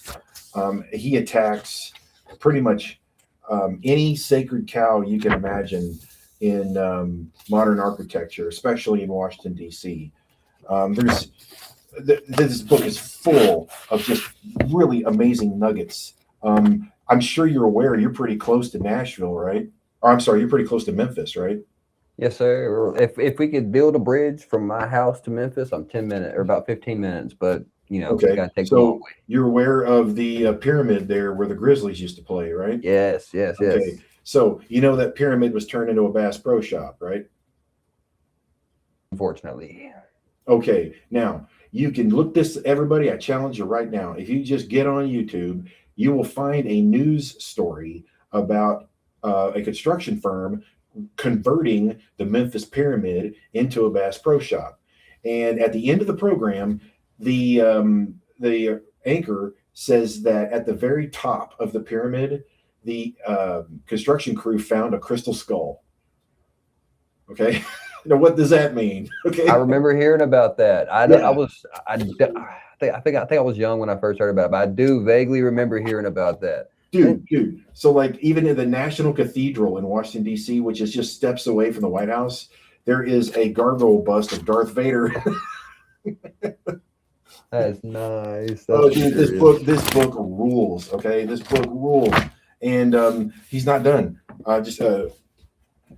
Prior to that, his first big book kind of related to it is Codex Magica. And Codex Magica, this is a bit of a stretch. You have to really kind of some of it is, I would say, borderline coincidental. I mean, if you're just objective, but it's about hand signals and it's about handshakes and it's about symbolism that people in positions of power use to identify themselves among other brothers. Okay. Whether it's Freemasonry or occultic hand signs or symbols. Sorry, I'm just flashing through this. There's a giant book. I can barely fit it on my camera.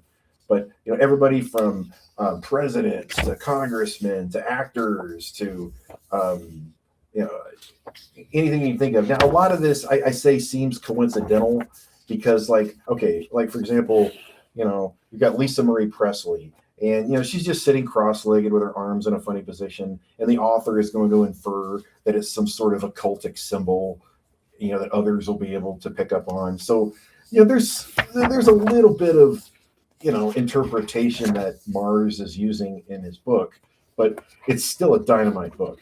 Okay. And those are fun. These are the kind of coffee table books I'm talking about, where you just pick up any page and open it up, and you don't really, need to, hold on to a lot of information.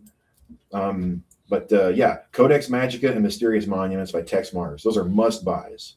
Great. I'm gonna check those out, and I'm glad you said that because I picked up a book that I think you would enjoy, and I think we might have been in Gatlinburg. We just popped into one of those random thrift shops, and they had a Masonic Bible there. My wife would not let me buy it. I was gonna buy it just because I wanted to see the variations, dude. I wanted to see what was left out. I've seen the clips and stuff when people talk about it, but if you actually have one in your hands and you really can actually delve, yourself, that's what I wanted to see. But I found this, dude. It's neat. It's kind of the same way. They've got some pictures. It's a little old school, so it's not a ton of information about each thing, but it is the mythology of North America, and it's got the Indian mythology, the ancient.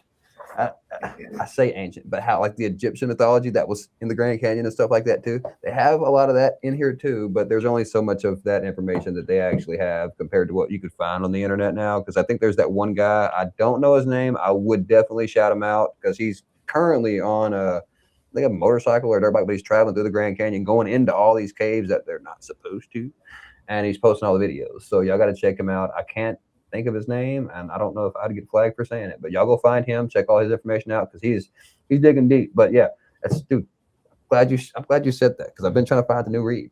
Oh, dude, there's so many neat places around the states that are older than the founding of the nation. Like there was a version of Stonehenge that was unearthed in New Hampshire, and what's interesting about this version of Stonehenge is that it lines up with the latitude and the longitude of Stonehenge in England and the Great Pyramid in Mexico. Let's see, I believe all that stuff there because I want to know what was suppressed. Right. There's no way that we had all of there. this. And then like there's evidence of Scandinavian canoes in the Gulf of Mexico. Like, wait a minute, what? I mean, that predates Columbus by a long time. Well, then you could go back, like I was saying about the Grand Canyon. They had the Egyptian the hieroglyphs in the Grand Canyon. It's but they never made it there, and it's just like there hasn't been water there for so long that if they were doing this back when there was water and before the levels had dropped and everything, then this would have been way before the Columbus era, or way before before that they ever thought that there was sea-bearing people possible. There were, and why was it suppressed? Why did they put it away? I want to get up to Illinois and I want to get up to Ohio because there are ancient mounds there that resemble pyramids. And I mean, who made them? And nobody knows. Why are they there? There's one mound that's in the shape of a snake. It's I know what you're talking about. It makes you wonder what all they have that they don't want to uncover, because I feel like a lot of the stuff, but I don't want to get too deep off into it, like the mud flood.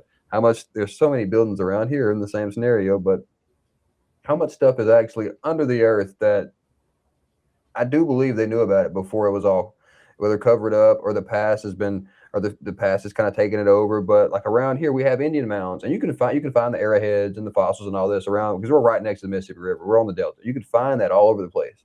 But there's these old Indian mounds, these old Indian sanctuaries or Native American sanctuaries and stuff like that, the abodes, wherever they had their homes and everything.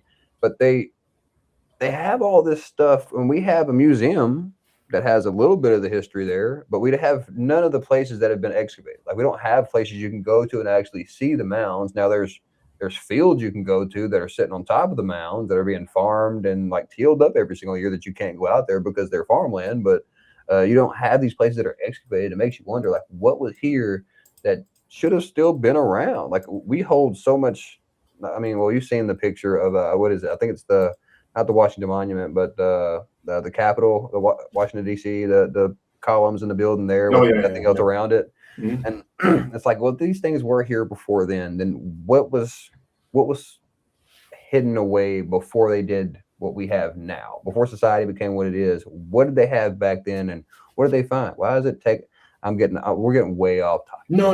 But I think there's a riddle in there. In that, like, one of my best examples, and one place I want to visit. I've always wanted to visit Machu Picchu in Peru, because down deep, below the mountains is where you see those gigantic, huge glyphs of animals. And there's even one that resembles somebody wearing what looks like a spacesuit. And it's bizarre because on the ground, it just looks like rocks. And the only way you can make them out is if you're at the top of them in the mountains. And so there's a part of me that thinks, okay, well, that's just not because you're worshiping gods. I kind of think those people knew how to fly. Especially back then. And you've seen, well, I don't want to speak for you, but I've seen the little the clips and everything, and of the one guy that found the giant and the wall opened up in the cave. But I'm real big on the cave system and everything underneath. I do believe that there was. I can't say it because I've never seen it. I can't speak on it as if it's fact. So this is all assumption on my part. But I do believe that there are people that live in the earth, just like there are people that, well, we're still around. We have people that are above the earth, but in the cave systems and everything, I believe that there is an advanced civilization that has either been around or that was in the past that could definitely fly. And I feel like the same thing for down below. If you have an advanced civilization that's able to live in the earth, whether it's so far down there, they're living off of that environment that they're in. So whether it's a high pressure environment, a high heat environment, they're able to do that, and they're able to build and process all the stuff, the technologies that they have in that environment. And if that environment's like harsher than ours, they can come out here and thrive. So if they were able to build the anti-gravity crafts or the thrust propulsion or anything like that in their harsh environment and come out here, they could come out and it would literally look like an illusion in our eyes. Like we wouldn't be able to process it because that's what they've been around. It's the same thing with the alien thing. I feel like I'm getting kind of off subject, but No. I mean, going back to the alien thing, the only other thing I want to point out was the week that came out was also the very same day that Howard Lutnick was supposed to testify in front of a closed session of Congress about his links to Jeffrey Epstein. And he's the Secretary of Commerce. Okay, so talk about huge distraction. And, my favorite subject of all time, is MK Ultra. That is my favorite subject. Not because it's like great or anything. I mean, it's awfully, it's awful, and it's just a really dark part of our intelligence history. I just find it fascinating. In fact, so much so that at one point I do plan on making one series just completely devoted to the lore of MK Ultra.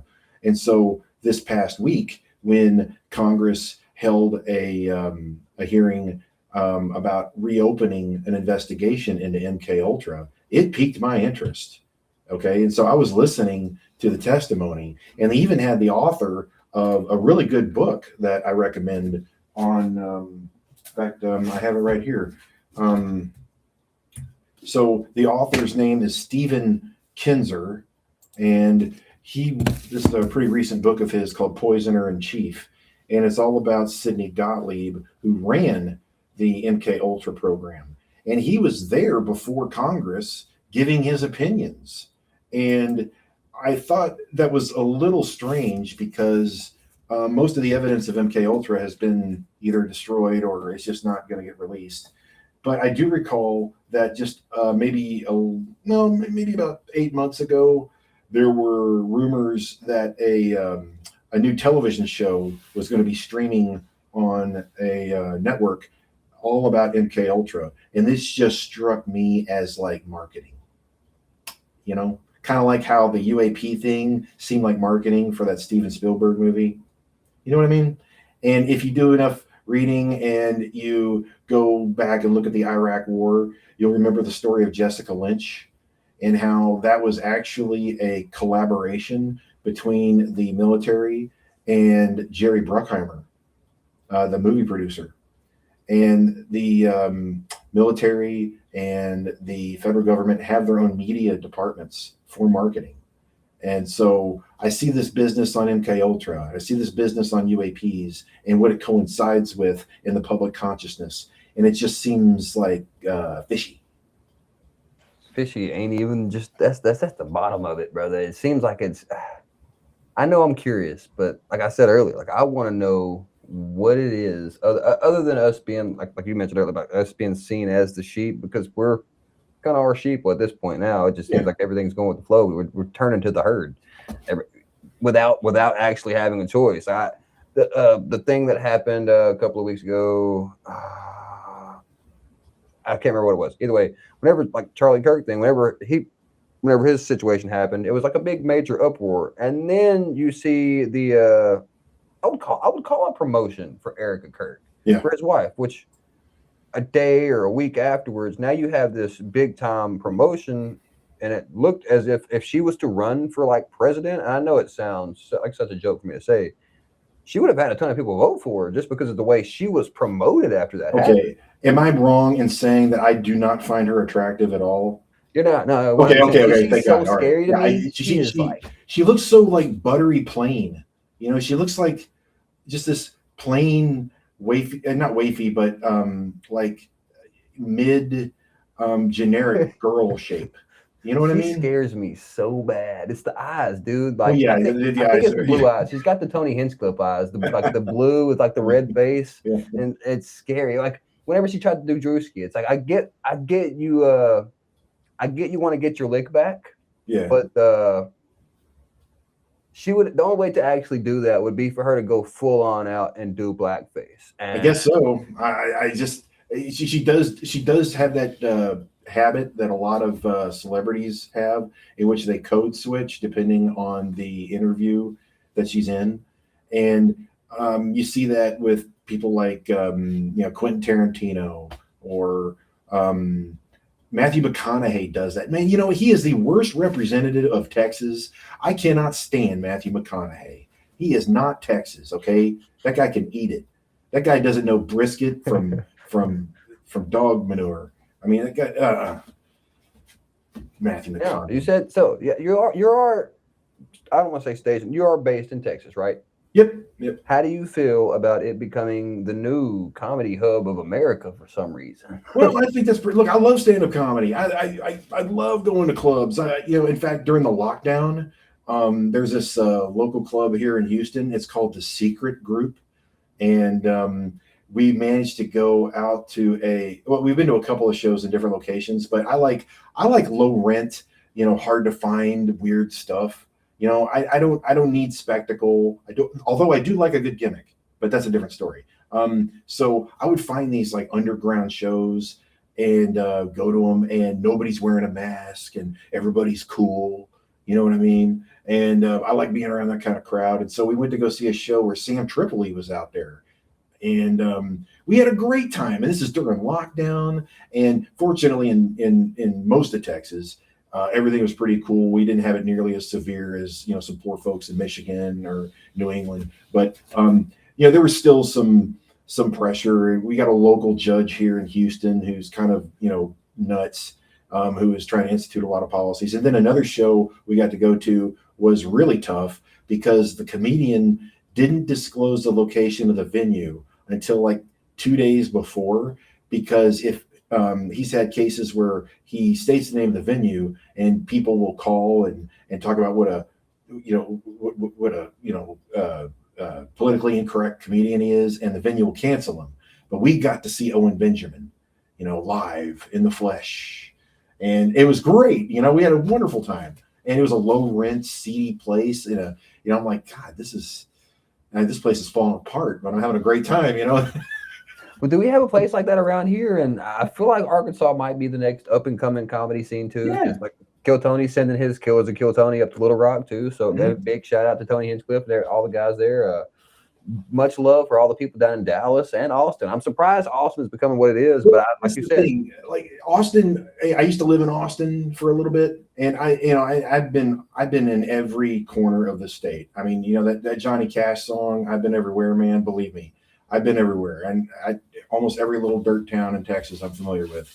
And so when it comes to Austin, it had always been kind of actually Houston in the mid 80s. I mean, Sam Kinison, Bill Hicks. Bill Hicks is from Houston. You got some, real titans coming out of Houston. Austin always had the Cap City Comedy Club and the Velveeta Room. And you had people like Doug Stanhope popping up. There's so many. I'm trying to go.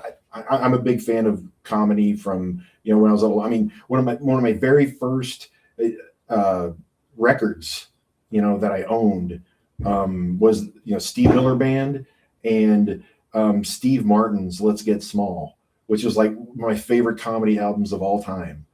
And but this whole thing with Austin, it gets a little weird because I didn't know Joe Rogan from Fear Factor.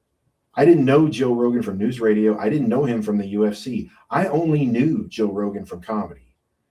My very first exposure to Joe Rogan was a special he recorded in Austin called Belly of the Beast. And in fact, on YouTube, you can look up the intro to Belly of the Beast, and it's a music video where Joe Rogan and Alex Jones are running around the state capitol in Austin wearing like dead president masks. And there's like this heavy metal song that Alex Jones is singing called Belly of the Beast, Belly of the Beast. It's hilarious.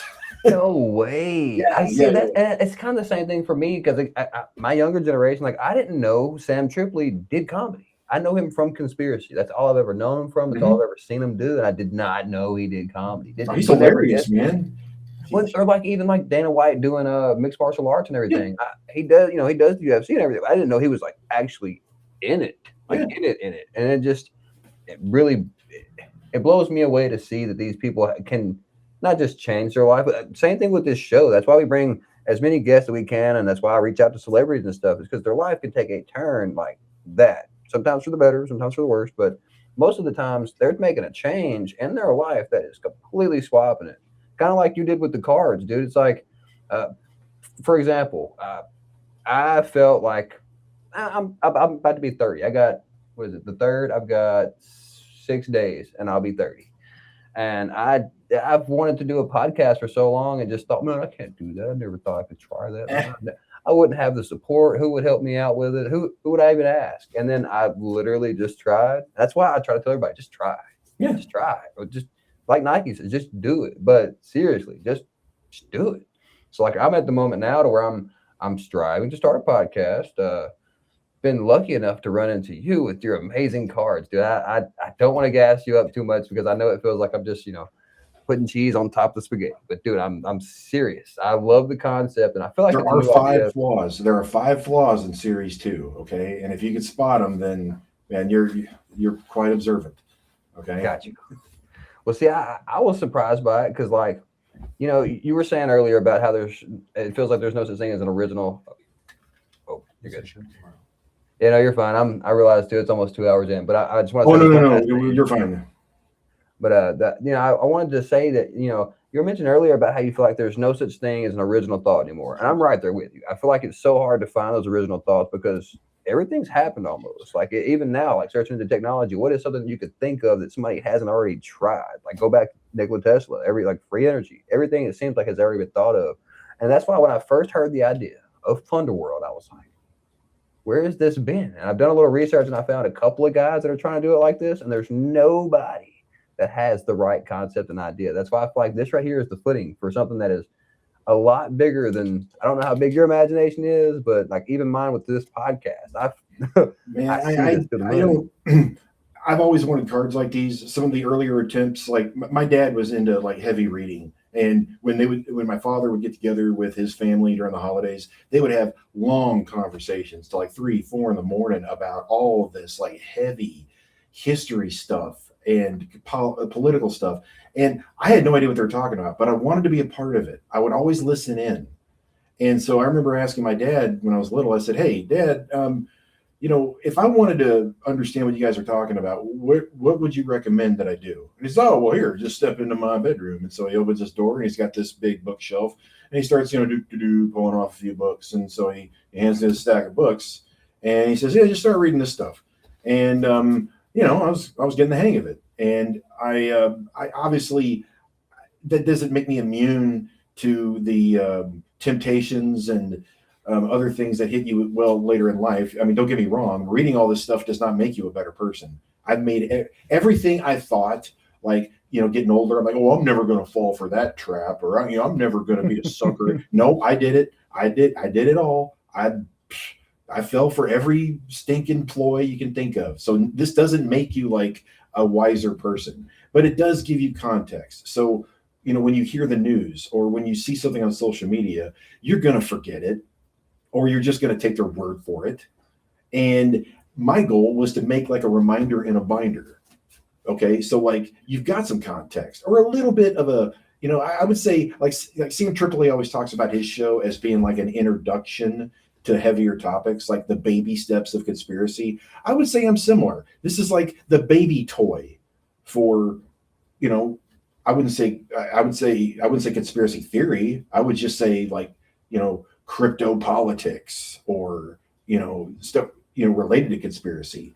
And I don't cast any illusions on people that approach me at my table. Like tomorrow and Sunday we got a big show, and it's going to have lots of people, and I'm really excited about it. But I always warn people, I'm like, look, these cards are not for everybody, because if you have a side or a cause or a group that you favor, chances are I'm going to go after it.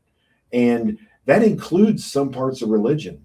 Okay. Like I do have cards that address the 501c3 tax exemption that a lot of churches fall under. I do have a card that goes after Pentecostal prosperity Christianity because I think it's evil and I think it's dark.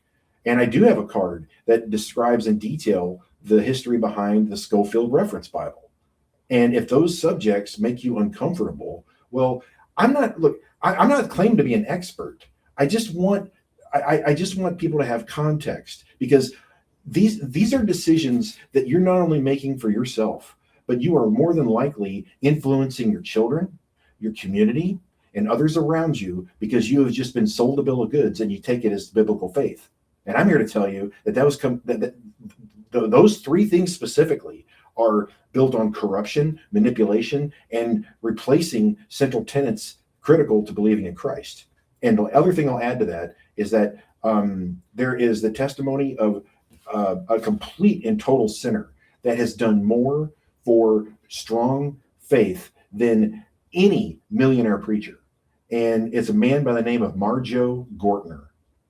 And if you don't know who that is, it's a funny name, Marjoe.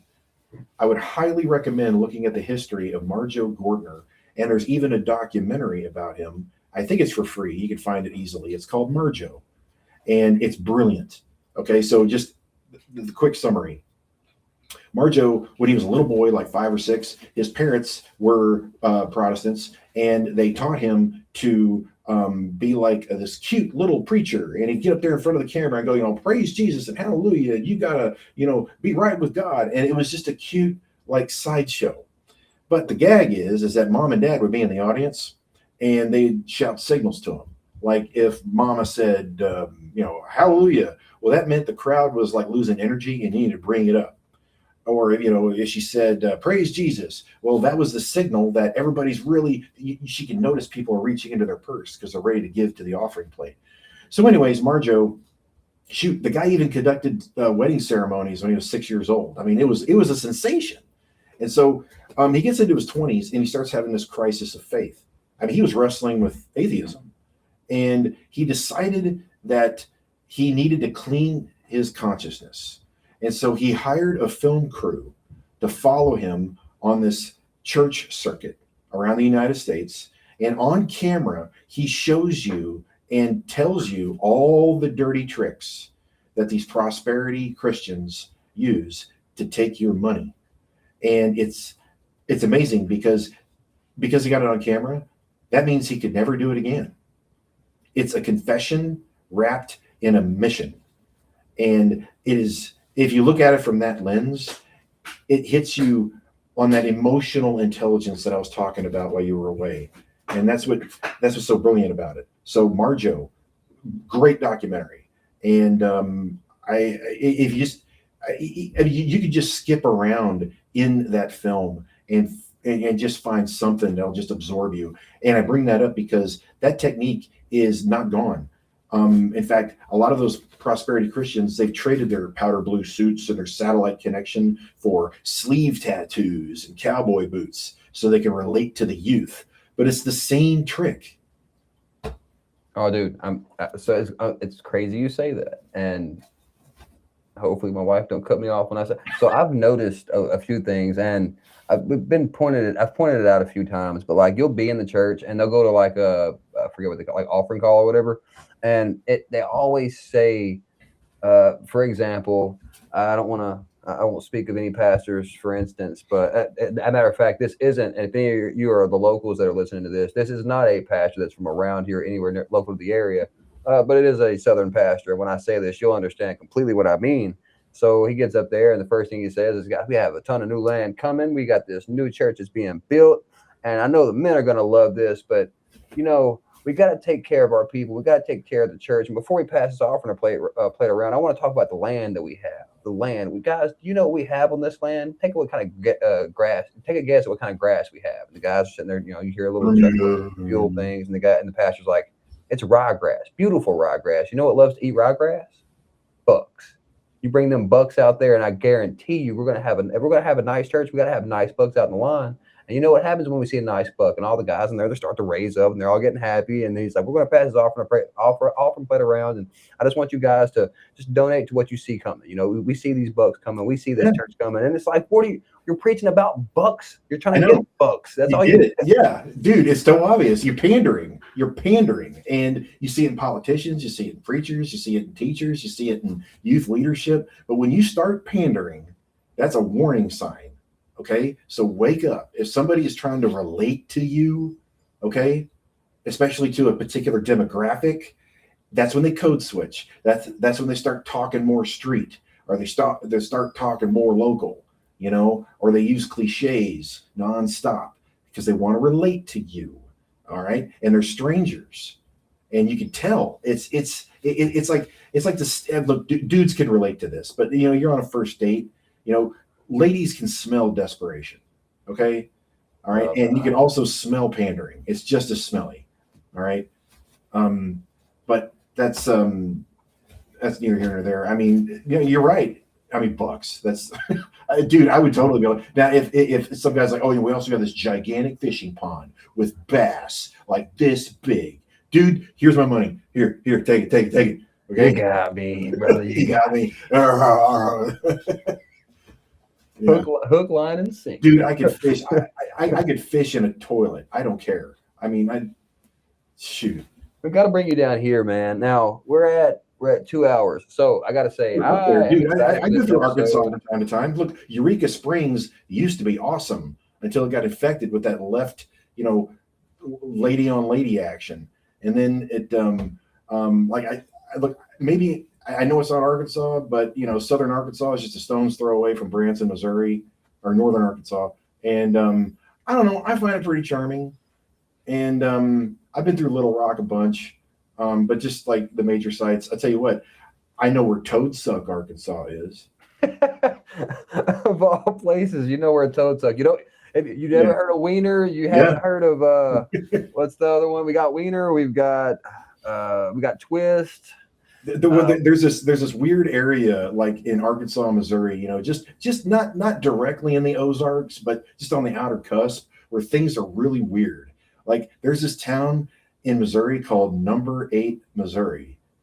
I'm like, Number 8? I'm like, well, what happened to the other 7? What's going on? What kind of weird secret? And then anybody, I would recommend, if you want one of the most beautiful, haunting, weirdest road trips ever, just come on in through the western side of Arkansas and drive through all the kudzu. It is mind-blowing. It is like, it's like, oh my God, the world is ending. The plants are taking over. It's It's a sight to behold. I mean, it's Going on back to the way it used to everything. look.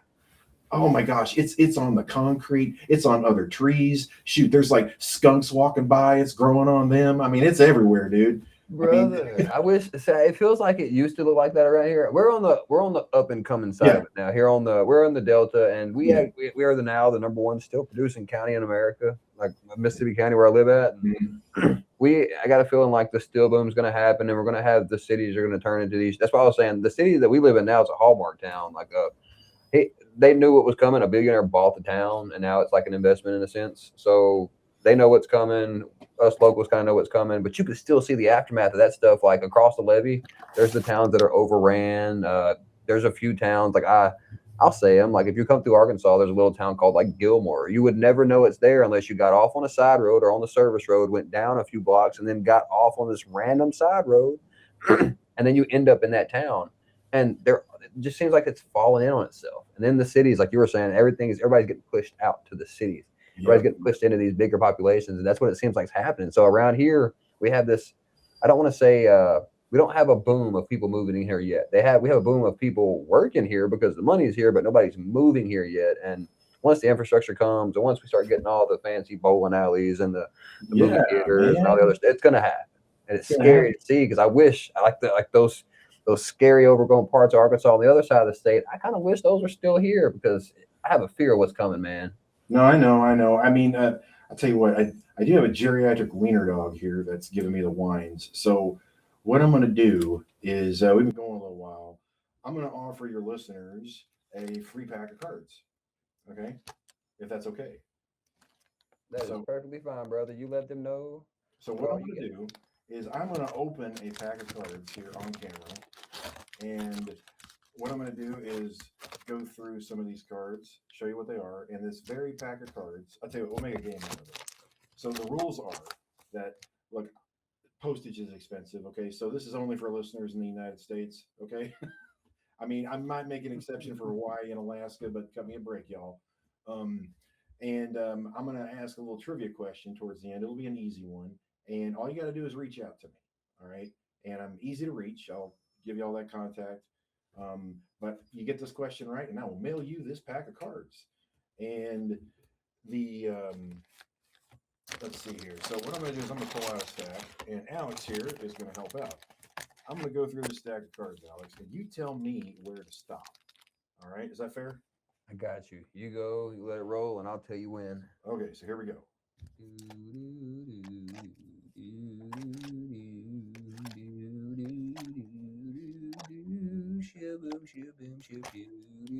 All right, you good right there. Okay, right in the middle. All right, so we'll set that bad boy aside. I'll get this out of here. Da-da-da. All right, so let's do the deed here. And on my bags, I got a little easy tear tab.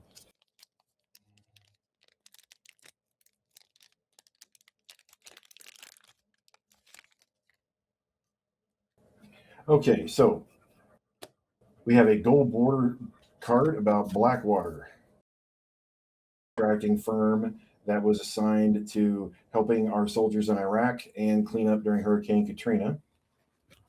Now, remember, there are 3 variants to every subject. So there's also a black border and a silver border version of Blackwater with more to the story. We have a gold border of grass, which is generally recognized as safe ingredients found in food, processed food. And ironically, you never really get to see what these ingredients are because they're generally recognized as safe.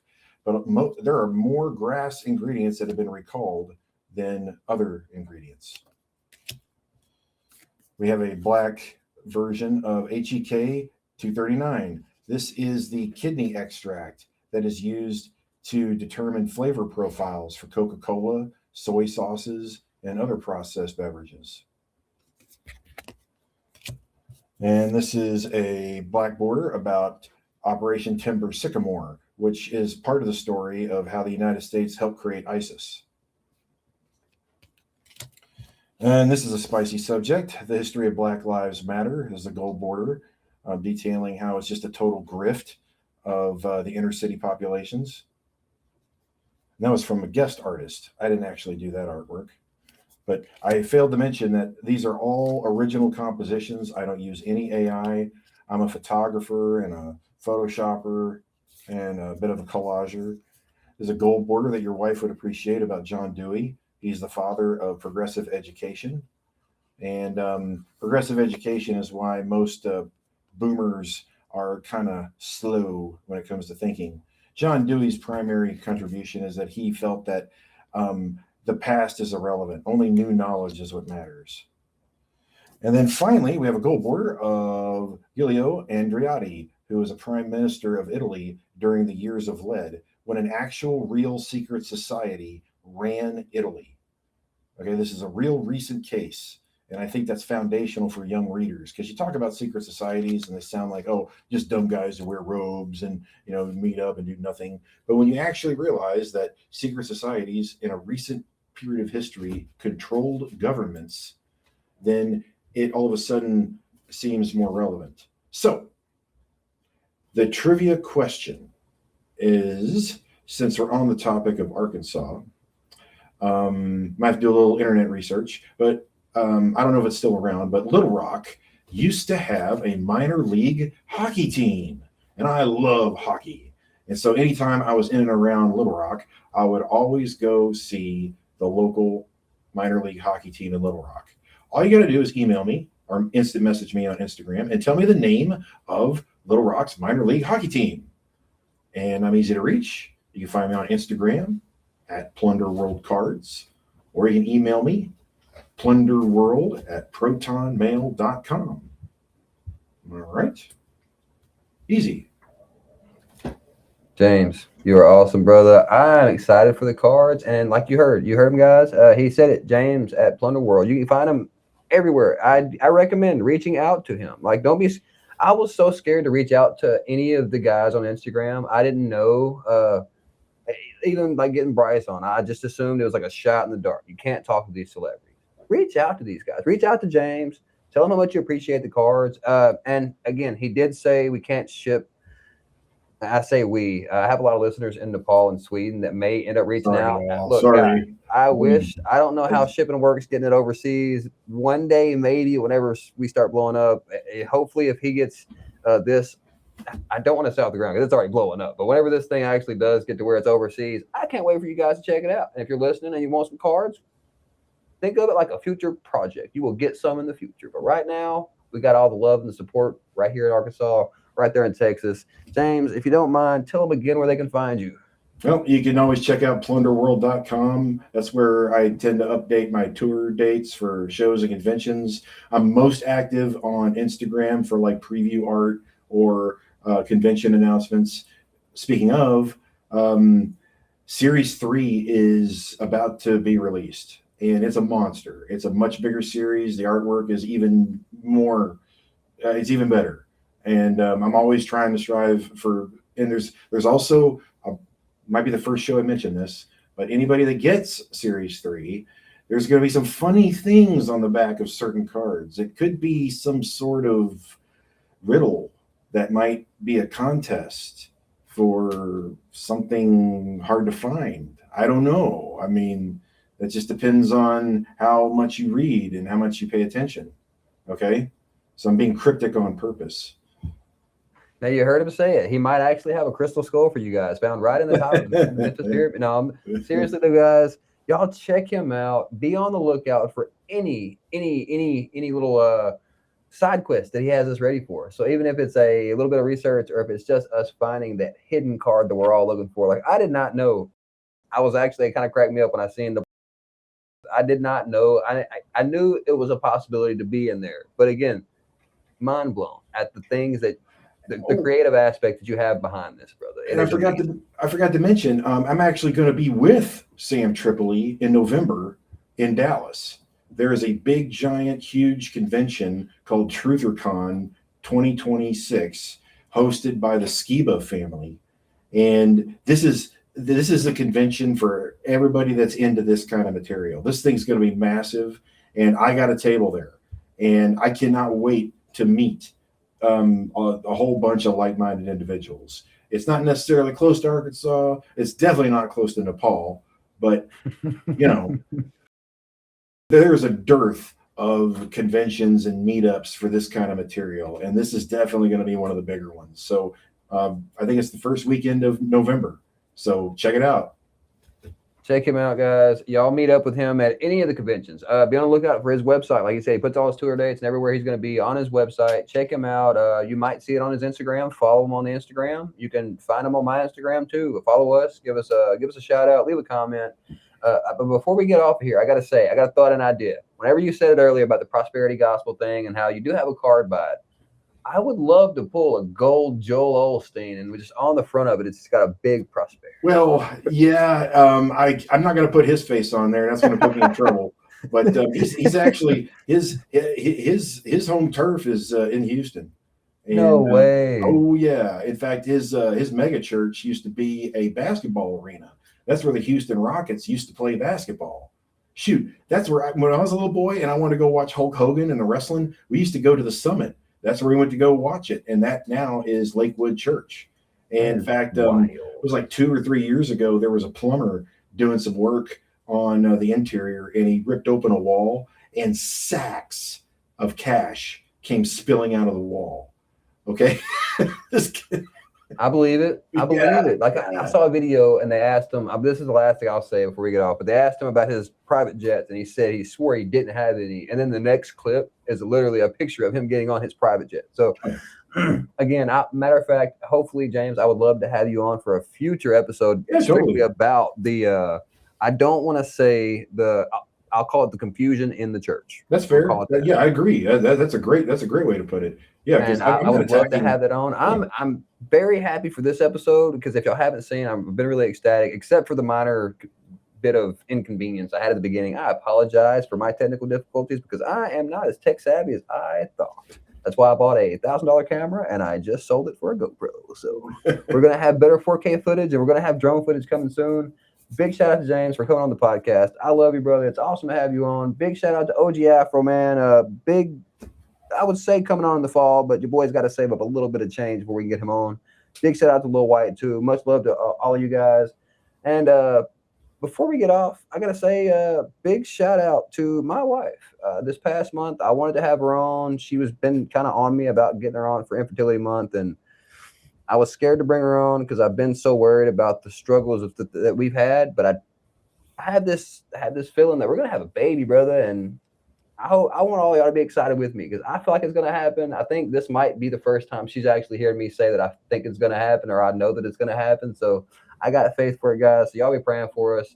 Keep me in your thoughts and prayers. Keep the channel in your thoughts and prayers. If you hadn't followed us yet, follow us, subscribe, follow James, Plunder World, all platforms. Go to his website, see his tour dates, and catch him anywhere you can. My name is Alex. I love you all. Stay cheesy, and God bless. Thank you. This is the tale.